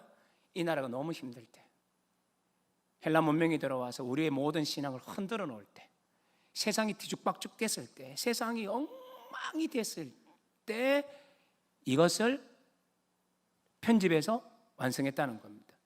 그럼 우리는 어떻게 봐야 돼요? 성경을 읽을 때는요, 원래는 세 가지의 자리가 있어요. 다시 이걸 따라해보면 성경을 읽을 때는 몇 가지 자리가 있다고요? 세 가지 자리가 있어요. 첫 번째는 뭐냐면 예를 들면 솔로몬이 저자했다 치더라도 솔로몬이 섰던 자리가 있어요. 맞겠죠? 두 번째는 솔로몬의 자리로는 해석이 안 돼요. 왜 그래요? 편집이 다 됐으니까 편집이 완성된 시대의 의도 이해하시겠죠? 그 시대를 이해하여서 편집된 말씀이니까 두 번째 자리는 뭘까요? 편집이 완성된 그 시대의 자리겠죠. 성경을 때 이 두 자리를 다 읽으셔야 돼요. 세 번째는 뭐를 읽을 수 있을까요? 오늘 우리가 읽는 우리의 자리에서 이것이 어떤 의미가 있는가예요. 여기까지 이해가 되나요? 자, 그럼 다시 처음으로 돌아가요. 솔로몬이라는 저자를 내세웠을 때 전 해도 된다고 얘기했죠, 그죠? 그러나 더 많은 학자들은 솔로몬의 무게중심을 두지 않습니다. 그럼 어떤 사람이냐? 굉장히 지혜로웠던 사람, 세상의 모든 것들을 다 두고 보았던 사람이라고 말합니다. 그렇게 되면 첫 번째 성경을 읽는 자리가 서로 막 혼돈이 돼요. 솔로몬의 자리인지 아니면 더 후대에 어려웠던 자리인지 헷갈리겠죠. 그래서 제1의 자리를 잡는 것이 되게 쉽지가 않아요. 그래서 제가 전도서에 관한 책들을 쭉 읽어 내려갔을 때 이 첫 번째 자리를 잡고 얘기하는 사람들이 생각보다 없었어요. 그럼 언제 잡느냐? 제2 번째, 이 글들이 완전히 완성되어서 통일체로 나타났던 그 자리에서 이 본문을 해석하는 주석들이 줄을 이루고 있었어요. 왜요? 두 번째는 어느 정도 우리가 뽑아낼 수 있기 때문입니다. 그래서 저는 오늘 관점은 어떤 관점이냐면, 솔로몬일 수 있다, 오케이. 저는 그렇게 예달파하지 않습니다. 솔로몬 자리 오케이, 동의할 수 있습니다. 또 어디도 인정할 수 있느냐? 다른 사람일 수 있다, 그것도 인정할 수 있습니다. 그러나 이제 우리가 성경을 볼 때요, 더 중요한 관점이 또 하나 있습니다. 그건 뭐냐? 성경이 완성되었을 때, 그래서 이것이 정경이 되었을 때는 어떻게 주어지냐? 솔로몬이 기록한 날 것 그대로가 정경이 된 거 아닙니다. 맞아요? 편집자가 같이 쓴 내용, 이것이 통째로 요 한 건이, 편집자의 모든 편집하는 것들이 들어간 그 한 건, 그것이 오리지널하게 요것이 뭐라고요? 정경이 됐다는 말입니다. 이걸 성경으로 본다는 말이에요. 원래 솔로몬이 옛날에 졌던 거, 편집자가 빠져있는 그런 거 말고, 편집자가 빠져있는 원래의 솔로몬의 글이 정경이 된 게 아니고, 이해되시나요? 편집자가 같이 집어넣고 편집해가지고 완성시켜 놓은 요 책 자체가 뭐가 됐다고요? 정경이 됐어요. 그러면 성경학자들은 어떻게 연구를 해야 되느냐 하면, 솔로몬의 자리를 찾는다고 안 되는데도 불구하고 찾는다고 노력하는 게 1차적인 작업이 아니에요. 1차적인 작업은 뭐가 돼야 돼요? 완성되어져 있는 그것 가지고 연구를 하셔야 돼요. 이제 이해가 되시죠? 그러면 어떻게 되냐? 전도서가 완전히 형성되어져 있는 시대의 상황이 어떤지만 보시면 돼요. 그런 관점에서 이제 썼다는 거 이해가 되시나요? 정경론적 이해와, 이해가 되시나요? 이제 이 말이? 네, 하셔야죠. 그렇죠? 성경이 이제 완성돼 가지고 편집자가 했는 그거에 이제 성경으로 돌아왔으니까 그 관점에서 보자는 겁니다. 완성된 관점에서 보자는 겁니다. 목사님, 정말 그게 완성되어 있었나요? 아니요. 예수님 당대에는 우리가 읽는 요 성경 그대로가 정경이었었어요. 그러면 편집자의 의도도 뭐로 받아야 돼요? 하나님의 말씀에 그걸로 받으셔야 돼요. 그래서 전체를 보는 거고, 그렇다면 정경이 전체적으로 딱 짜여져 있는 그때 그 시기, 편집자가 이걸 완성했던 그 시기에 시대적 정황상을 알 수 있나요? 알 수 있죠. 이제 그래서 이제 그 시대적 정황을 보면 이 편집자가 왜 솔로몬이 쓰든지 아니면 다른 사람이, 오늘은 솔로몬 할게요. 솔로몬이 지었던 걸 가지고 그 시대에 맞추어서 이렇게까지 말할 수밖에 없었던 이유가 뭘까? 그걸 살펴보는 게 뭐냐? 삶의 자리예요. 그게 시대적 배경에 대한 이해를 알면 전도서가 이해되기 시작해요. 헤벨이 이해되기 시작한다는 겁니다. 그럼 이 당시에 시대적 상황이 어땠냐? 2번 같이 읽어요. 시작. 시대의 혼돈, 공황 상태에 빠진 세상. 이 공황할 때 이 항자, 이 말 맞나요?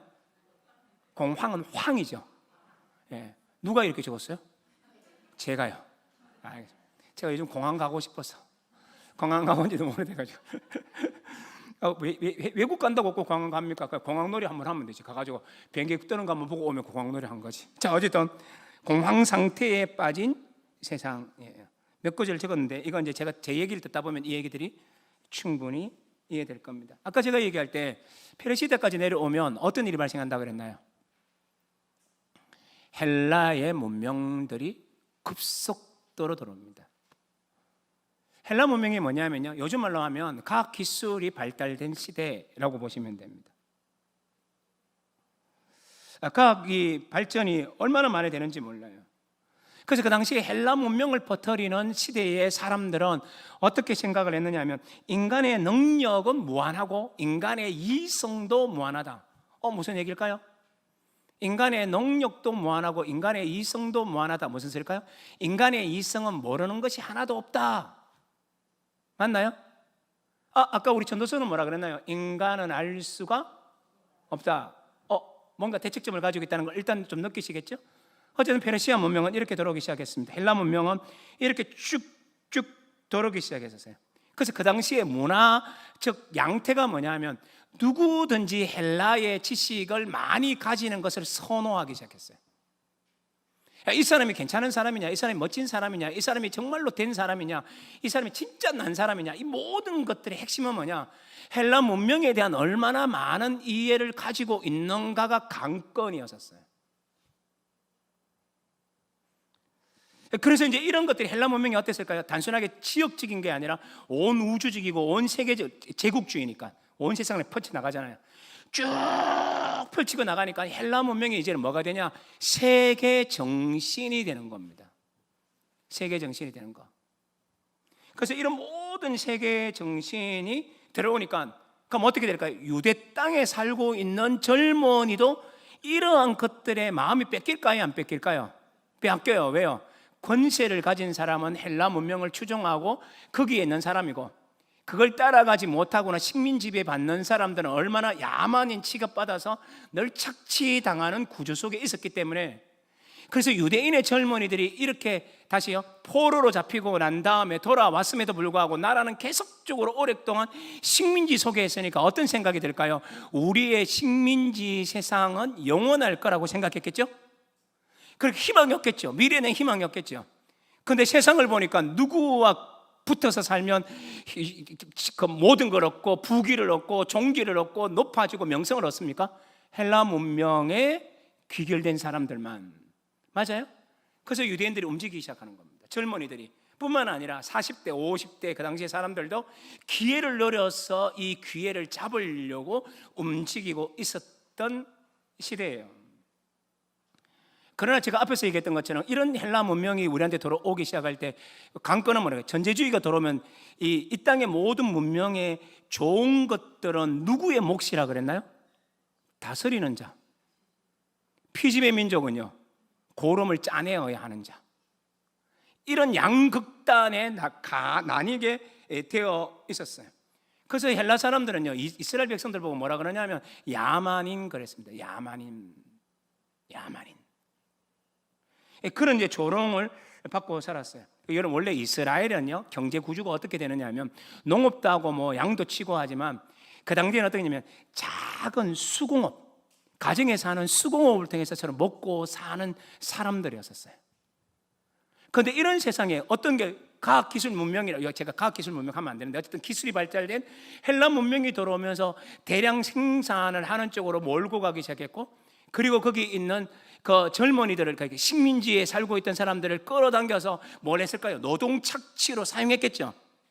그러면 가정들마다에 있는 가게 수공업들은 어떻게 될까요? 무너지겠죠. 그런 현상들이 계속 일어나고 있었습니다. 그러니까 이 당시에 어떤 일이 있었냐면 세상의 문화는 돌아오는데 우리는 점점 죽어가고 있어요. 여기가 끝이 아닙니다. 더 중요한 건 뭐냐?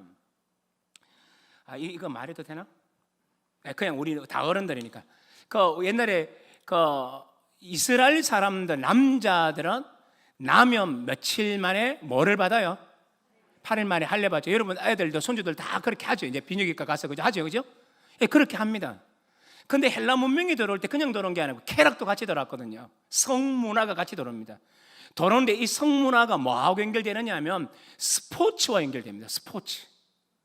그 스포츠하고 이 성문화하고 딱 연결되는데 어떤 거냐면 남자들이 많은 사람들 앞에서 격투를 벌입니다. 옛날처럼 뭐 이거 칼 들고 이런 거 안 알고 레슬링 비슷한 거, 넘어뜨리기 비슷한 거, 이렇게 요즘 말하는 뭐 K1 같은 UFC 뭐 그런 걸 하는 겁니다. 하는데 그때 어떤 식으로 활동을 했느냐 하면 여기에서 승승장구하고 이기면 스포츠 스타가 되면 뭘 얻을 수 있을까요? 부귀와 명예를 다 얻습니다. 그러니까 유대인 중에서도 그 일을 하고 싶은 사람이 꽤 생겼겠죠. 그런데 거기에 동참을 하고 싶은데 자기는 뭐예요? 유대인이에요. 유대인이 왜 안 되느냐 하면 야만인이라서 사람들이 조롱을 했거든요. 근데 이 사람이 유대인인지 아닌지 어떻게 아느냐 하면 그 경기는 남자들이 전부 다 발가벗고 했습니다. 그러면 유대인인지 금방 알겠죠. 뭐 때문에요? 할례 때문에. 그 다음에 나타나는 현상이 뭔지 아십니까? 유대 아이들이 자기 할례 받은 장소에다가 뭘 하느냐면 돼지 껍데기를 거기다가 몰래 붙였어요. 여러분, 이 말은요 단순한 얘기가 아니고 이 말은 뭐냐면 할례라는 자체가 뭐죠? 언약의 백성이에요. 언약의 백성. 하나님께서 늘 강조하는 게 뭐냐면 남자애들 보고 뭐냐면 할례를 행해라 라는 말은 단순하게 할례의 의미가 있는 게 아니라 할례를 통해서 내가 뭐가 된다는 말이에요? 하나님의 언약의 백성이라는 말이에요. 그러면 이 한 가지 사건을 통해서 알게 되는 게 뭐냐면 이 땅의 젊은이들이 어떻게 됩니까? 너무 어렵게 살고 희망도 없고 꿈도 없고 직장도 없고 돈도 없고 명예도 없고 모든 게 힘들고 짓눌리고 노동에 착취를 당하고 가지는 것도 없고 살만 나지 않고 가지고 있는 놈은 계속 가지고 못 가지는 놈은 계속 못 가지고 이게 무슨 얘기냐고 마음속에 있는 중에 자기들이 할 수 있는 게 육체로 할 수 있는 게 스포츠였었어요. 그러니까 이 세상에 단순한 하나임에도 불구하고 이 시계가 어떻게 변했는지 대강 짐작이 가시나요? 유대 사회에서는 이게 뭘까요? 공황 상태라고 그랬잖아요. 진짜 모든 게 흐트러졌어요. 아무것도 없는 거예요. 의미가 아무것도 없는 세상 속에 이들이 지금 봉착되어 있는 겁니다. 누가요? 유대인 전체가. 전도서를 계속 읽다 보면 제가 어제 준 자료에도 있는데요, 사람들이 돈을 추구하는 세상이 됐어요. 돈. 우리 누나가 그걸 한번 경험했다 그러더라고요. 옛날에 저희 누나의 남편이 매형입니까? 자형입니까? 뭡니까? 하여튼 그분이 그때는 한창 잘 나갈 때, 남자들이 한창 잘 나갈 때가 있잖아요. 이제 은퇴하면 이제 그 모든 것이 좀 많이 줄어들지만, 그러니까 이제 회사에서 준 차가 뭐냐? 그 당시만 하더라도 이 차가 되게 좋은 차였어요. 에쿠스를 줬어요. 근데 에쿠스를 타고 다니니까 누나가 되게 부담스럽잖아요. 우리 매형한테 뭐라 그러냐면 이렇게 했어요.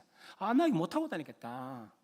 그러니까 그거는 당신 타고 다니고 내가 가고 싶다. 이거 못 할 테니까 나 작은 차 하나 사도. 그러니까 그거 뭐 살래? 이렇게. 아니 제 누나가 뭐냐면 마티즈. 내 같으면 뭐 그랜저 사달라고 하겠다. 그렇죠? 근데 마티즈 그러니까 자영이 좋을 것 아닙니까? 이만큼 될 걸 이만큼 달라고 그러니까 애따고 빨리 사준 거예요.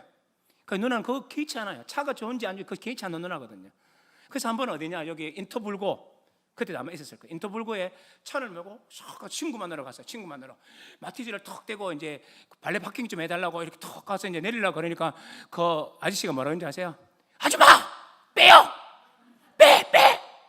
아줌마가 이거 왜 돌아? 빼. 누나가 딱 듣는 순간 열이 엄청 받은 거예요. 뭐?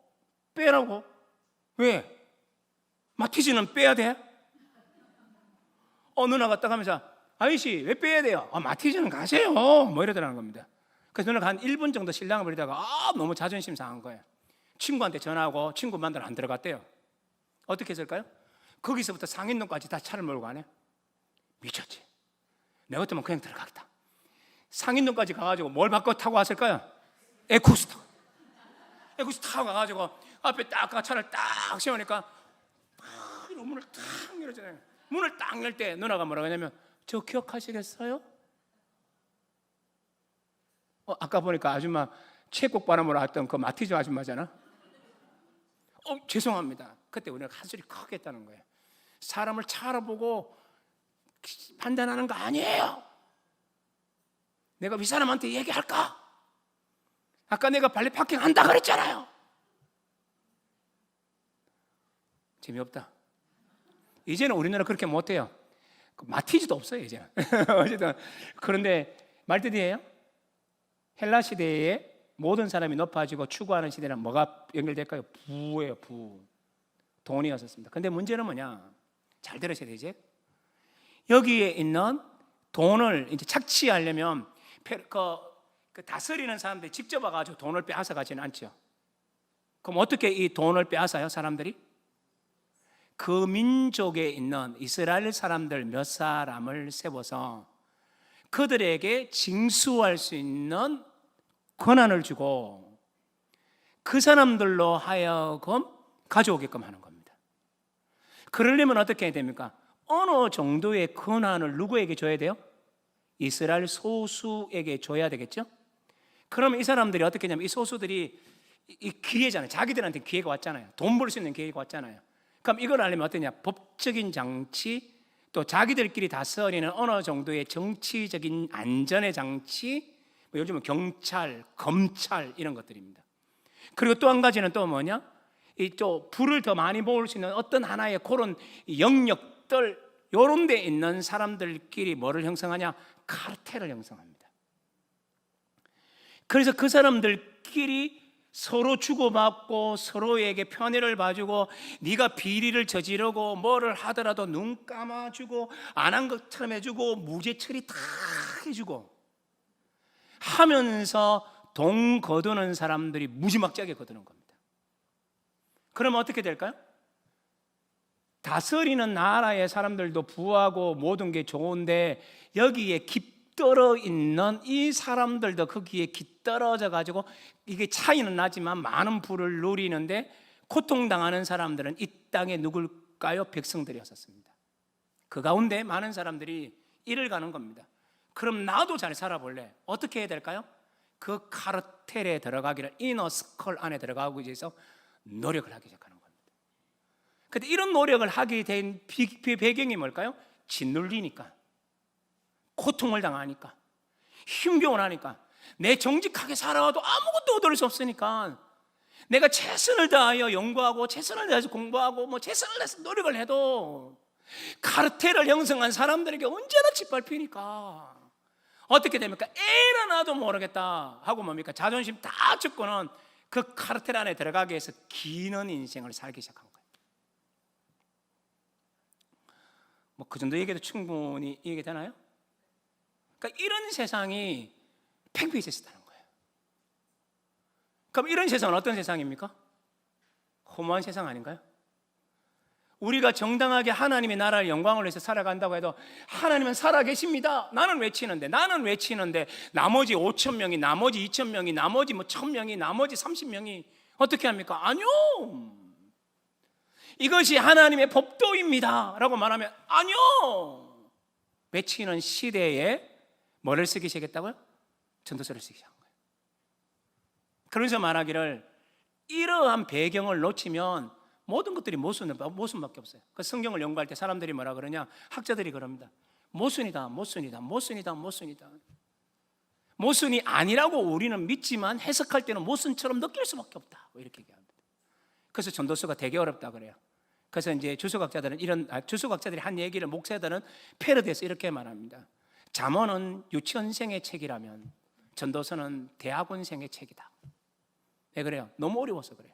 그러나 이런 배경을 염두에 두면 모든 게 무너진 세상이구나, 허무한 세상이구나, 이걸 아는 세상 어떻게 돼요? 이제 이걸 우리가 이해하게 되는 거죠. 우리 이제 성경 한번 보실까요? 우리 다 보지 말고요. 우리 밑에 3장 16절 보십시오. 또 내가 해 아래에서 보건대, 같이 읽어요. 시작. 재판하는 곳 거기에도 악이 있고 정의를 행하는 곳 거기에도, 이제 이해가 되나요? 어떤 일이 있었는데요? 가진 자들의 카르텔 형성. 이게 그 시대적 문맥하고 연결해서 해석할 때 모순이 아니에요. 그래서 이제 전도서에서 뭐라 그런 줄 아십니까? 이렇게 말합니다. 어떻게 말합니까? 죽는 게 행복이다, 죽는 게 좋다, 이렇게 얘기하는데 뒤쪽으로 하면 어떻게 하는 줄 아십니까? 죽은 사자보다는 산 개가 좋다, 이렇게 얘기합니다. 모순이죠. 죽는 게 좋다 해놓고는, 그러니까 이 죽는 게 좋다라는 문맥은 어떤 문맥일까요? 이렇게 고통당하고 이렇게 있는 세상 속에서 저렇게 아동바동하면서 비겁하게 사는 그 인생 말고 이 어려운 세상 속에서 고통을 당하긴 했지만 죽었다면 그는 얼마나 평안할까라는 개념이에요. 그러니까 뒷부분에서 모순적으로 들리는 소리는 어떻게 들릴까요? 아니에요. 너희는 이 모순 많은 세상에 너희들끼리 서로 행복하고 가족끼리 행복하고 사랑하는 사람끼리 행복한 그 삶을 긍정하는 언어에서 나온 단어예요. 그러니까 시대적 배경, 문맥적 배경을 읽으면 이것들이 이해가 되는 거죠. 조금만 더 읽어볼까요? 4장 1절 가보십시오. 내가 다시 해 아래에서 행하는 모든 학대를 살펴보았도다. 이제 감이 막 옵니까? 모든 학대를 살펴보았도다. 보라, 학대받는 자들이 눈물이로다. 그들에게 위로자가 없도다. 그들을 학대하는 자들의 손에는 권세가 있으나 그들에게는 위로자가 없도다. 이해가 되죠? 괴롭히는 사람은 권세가 많았어요. 착취했어요. 그러니까 이 땅에는 뭡니까? 하나님의 법도가 다 무너졌다는 겁니다. 그러므로 나는 아직 살아있는 산자들보다 죽은 지 오래된 죽은 자들을 더 복되다 하였으며, 조금 전에 설명했던 이제 이해가 되죠? 이 문맥에서 이 본문은 이렇게 읽혀져야 돼요. 죽음의 찬으로 들려지는 문맥이라는 겁니다. 나중에 9장 가면 다시 달라져요. 그건 어떤 의미라고요? 삶을 긍정하는 문맥에서 나왔기 때문에 그래요. 자, 5장 8절도 한번 보십시오. 그래서 뭐라 그래요? 너는 어느 지방에든지, 이 말이 안 무서워요? 어느 지방에서든지 빈민을 학대하는 것과 정의와 공의를 짓밟는 것을 뭐래요? 볼지라도 보고 있다, 이 뜻이에요. 어디에서 이루어지는 일이라고요? 어느 지방에서든지. 이제 감이 옵니까? 그래서 제가 앞에 뭐라고 달았나요? 공황 상태에 빠진 세상이라는 거. 공황 상태에 빠진 세상. 그래서 7장 15절 보십시오. 위로 올라가서 내 허무한 날을 사는 동안 내가 그 모든 일을 살펴보았더니 자기의 의로움에도 불구하고 멸망하는 의인이 있고, 정말로 거룩하게 살고 하나님 말씀대로 살려고 하는데 조롱받는 사람이 있는 반면, 자기들끼리 카르텔을 형성하여서 짜고 치는 고스톱을 그죠? 이런 사람들은 그렇게 삶에도 불구하고 승승장구하는 일들이 이루어지는 세상이 뭐예요? 비열한 세상이에요. 정직하게 살아왔던 사람은 핍박받아요. 이상한 권세를 가진 사람들이 남을 악랄하게 눌리는 세상이 이런 세상이라는 겁니다. 그러니까 이 세상이 힘든 거죠. 어떻게 삽니까? 14절, 세상에서 행해지는 헛된 일이 있나니, 어떤 게 있죠? 곧 악인들이 행위에 따라 벌을 받는 의인들도 있고, 의인들이 벌 받아요. 누명 서고요, 곤혹을 당하고요. 의인들이 행위에 따라 상을 받는 누구도 있더라고요. 와, 악인이 상을 받네, 영예를 받네, 높은 자리에 다 올라가네, 떵떵거리고 있네. 그래서 내가 이러느니 이것이 뭐라고요? 헤벨이에요. 이게 헤벨. 이제 좀 여러분 좀 이해가 됐으면 좋겠어요. 그러니까 헤벨이라는 건 단순한 말이 아니죠. 시대적 상황을 고민하라. 그럼 이 말은 뭘까요? 사사기의 재현이에요. 제가 앞에 잠깐 설명했는데 사사기의 재현이죠. 모든 영적 질서가 무너진 세상이 전도서를 읽어야 할 세상이 됐다는 뜻이에요. 그래서 저는 하나님께 기도해요. 하나님, 향후 20년, 아니 저는 20년 예상했지만, 저는 알지 못하지 않습니까? 저는 20년이라고 예상은 하지만 이거 맞지 않지 않습니까? 하나님의 계획대로 10년 내로 한국교회의 무너짐이 멈추게 하여 주십시오 라고 저는 그렇게 기도하고 있어요. 하나님 말씀의 질서를 따라가지 않는 데는요, 우리는 노래하고 있고 되고 있는 것처럼 보이지만 아니에요. 다 무너져요. 그러니까 전도서 시대는 어떤 시대였나요? 다른 어떤 시대보다도 더 무너진 시대였죠. 이사야가 어떤 말 했나요? 이사야 시대도 이런 말 했습니다. 예배 드리러 오는 자들 보고 뭐라 그랬나요? 자, 예배 드리러 온 자 보고 뭐라 그랬죠? 야, 너희들 정말 예배 잘 드리는구나. 천천과 수만의 순양을 잘 드리는구나. 잘했다. 예배 잘 드렸다. 이러나요? 아니죠. 뭐라 그래요? 마당만 밟고 갔네. 이놈의 새끼들 마당만 밟고 갔네. 사사기는 이사야에서 나타나는 그 예배는요, 세상에서 가장 호화스러운 예배였었어요. 오케스트라는 말할 것도 없고, 지휘자도 말할 것도 없고, 제사장의 옷도 말할 것도 없고요, 군종들의 열광 소리도 말할 것도 없이 엄청났었는데, 하나님은 이렇게 말합니다. 마당만 밟고 가는 놈들이다. 그래서 이사야와 말라기는 같이 병행구절을 이루는데요, 두 가지 다 어떻게 말하느냐 하면, 그때로부터 말라기까지 변하지 않은 사실이 하나 있어요. 하나님 또 이렇게 말합니다. 누구 제발 저놈들 예배 드리러 오지 못하도록 문 좀 닫아버려라. 성전 문 좀 닫아라. 저놈들 예배 절대 못 드리게. 이게 뭐죠? 이 땅이 그런 세상이 됐다는 거예요. 그런데 이 이사야 시대의 상황도 전도서의 시대를 능가하지 못했다. 이해가 되시나요? 이스라엘 백성들이 포로로 잡혀갔어요. 이제 멋대로 살다가 포로로 잡혀갔죠. 그 말은 뭡니까? 전쟁은 누구예요? 사람이 합니까? 이스라엘의 신앙 속에서는 사람이 전쟁해요? 배후에 하나님이 전쟁해요? 하나님이 전쟁해요. 신들의 전쟁입니다. 우리는 여기서 다윗이 칼을 들고 막 싸우고 있지만 눈에 보이는 건 살아있지만 성경의 개념은 뭐냐? 다윗이 믿는 하나님과 골리앗이 믿는 그들의 신, 이 두 신의 싸움을 뭐라 그러냐? 신들의 전쟁이라고 해석을 합니다. 그런데 이스라엘이 어떻게 해서 망했잖아요. 바벨론에게 졌잖아요. 그러면 그 뒤에 배후에 신이 누구 있었어요? 여호와와 바벨의 시 마르독이라고 할까요? 그 신까지 싸웠는데 누가 이겼다고 보는 거예요? 마르독이 이겼어요. 그럼 이 말하면 신앙이 뭐가 됐나요? 엉망이 된 거예요. 그런데 이 시대보다도 더 엉터리 같은 혼란의 시대가 언제 왔어요? 지금이라는 거예요. 우리나라는 지금 어떤가요? 일제시대 때보다 이 나라의 신앙의 엉터리가 더 좋아졌나요? 아니요. 일제시대 때는요, 우리나라 사람들이, 일제하지 마십시오. 일제시대가 아니죠. 일제강점기 시대 때, 일제강점기 시대 때 하나님은 한국교회를 깨우쳤잖아요. 몇 프로 되지 않는 그들로 하여금 살아있게 만들었잖아요. 그때는 희망이 있었어요. 우리나라가 언제가 힘들었나요? 근데 요즘 봤을 때 저는 지금이라고 생각해요. 왜요? 모든 영적인 권위는 다 무너져 있어요. 또 심지어 어떤 유명한 목사, 제가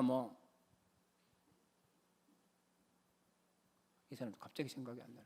다들 이상한 사람, 그 사람 말고 또 다른 사람도 아주 이상한 소리 하는, 이상한 사람 말고 또 한 사람, 되게 유명한 사람이에요. 우리나라 어쩌면 가장 큰 교회의 목사일지도 모르겠는데 헛소리하고 그러잖아요.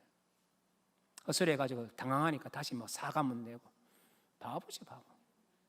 그러니까 이 땅에 있는 모든 사람들이 교회 목사를 신뢰하지 않아요. 제가 어디 가서 제가 목사입니다 그러면요, 처음에 안녕하세요. 저는 대구제일교회 목사입니다 그러면요, 사람 탁 듣는 사람이 인상이 그러세요. 그래요? 목사 이미지가 안 좋아요. 여러분, 그런 시대가 오늘 시대 아닌가라는 생각들을 저는 많이 가져요. 여러분은 이제 여러분의 몫이죠. 우리 교회는 우리 한국 교회는 어쩌면 우리 교회는 여호수아 시대인가요? 저는 분명히 아니라고 생각해요. 그럼 사사기 시대인가요? 그럴 수 있다고 생각해요. 그럼 어떻게 해야 돼요? 그것을 풀기 위해서 내일과 모레가 필요한 거죠. 오늘 여기서 끝나면 안 돼요. 유튜브 듣는 분들 이런 얘기까지 하냐? 나 이제 안 들어. 나 이렇게 하면 너무 힘들어. 이런 비관적인 얘기 안 들을 거야 하면 손해예요. 내일과 모레와 금요일 정말 중요한 얘기는 갈수록 더 있으니까 들으시면 돼요. 여기까지. 헤벨 잘 이해가 됐나요? 헤벨이 왜 이렇게 나왔는지에 대한 개념들도 더 깊이 이해할 수 있게 됐나요? 그랬으면 좋겠어요. 그래서 오늘날 한국교회가 헤벨의 시대에 접어든 것, 하나님 어떡하오리까? 우리 기도했으면 좋겠다라는 생각입니다. 자, 오늘 여기까지. 여러분 수고했습니다. 자, 수고했습니다.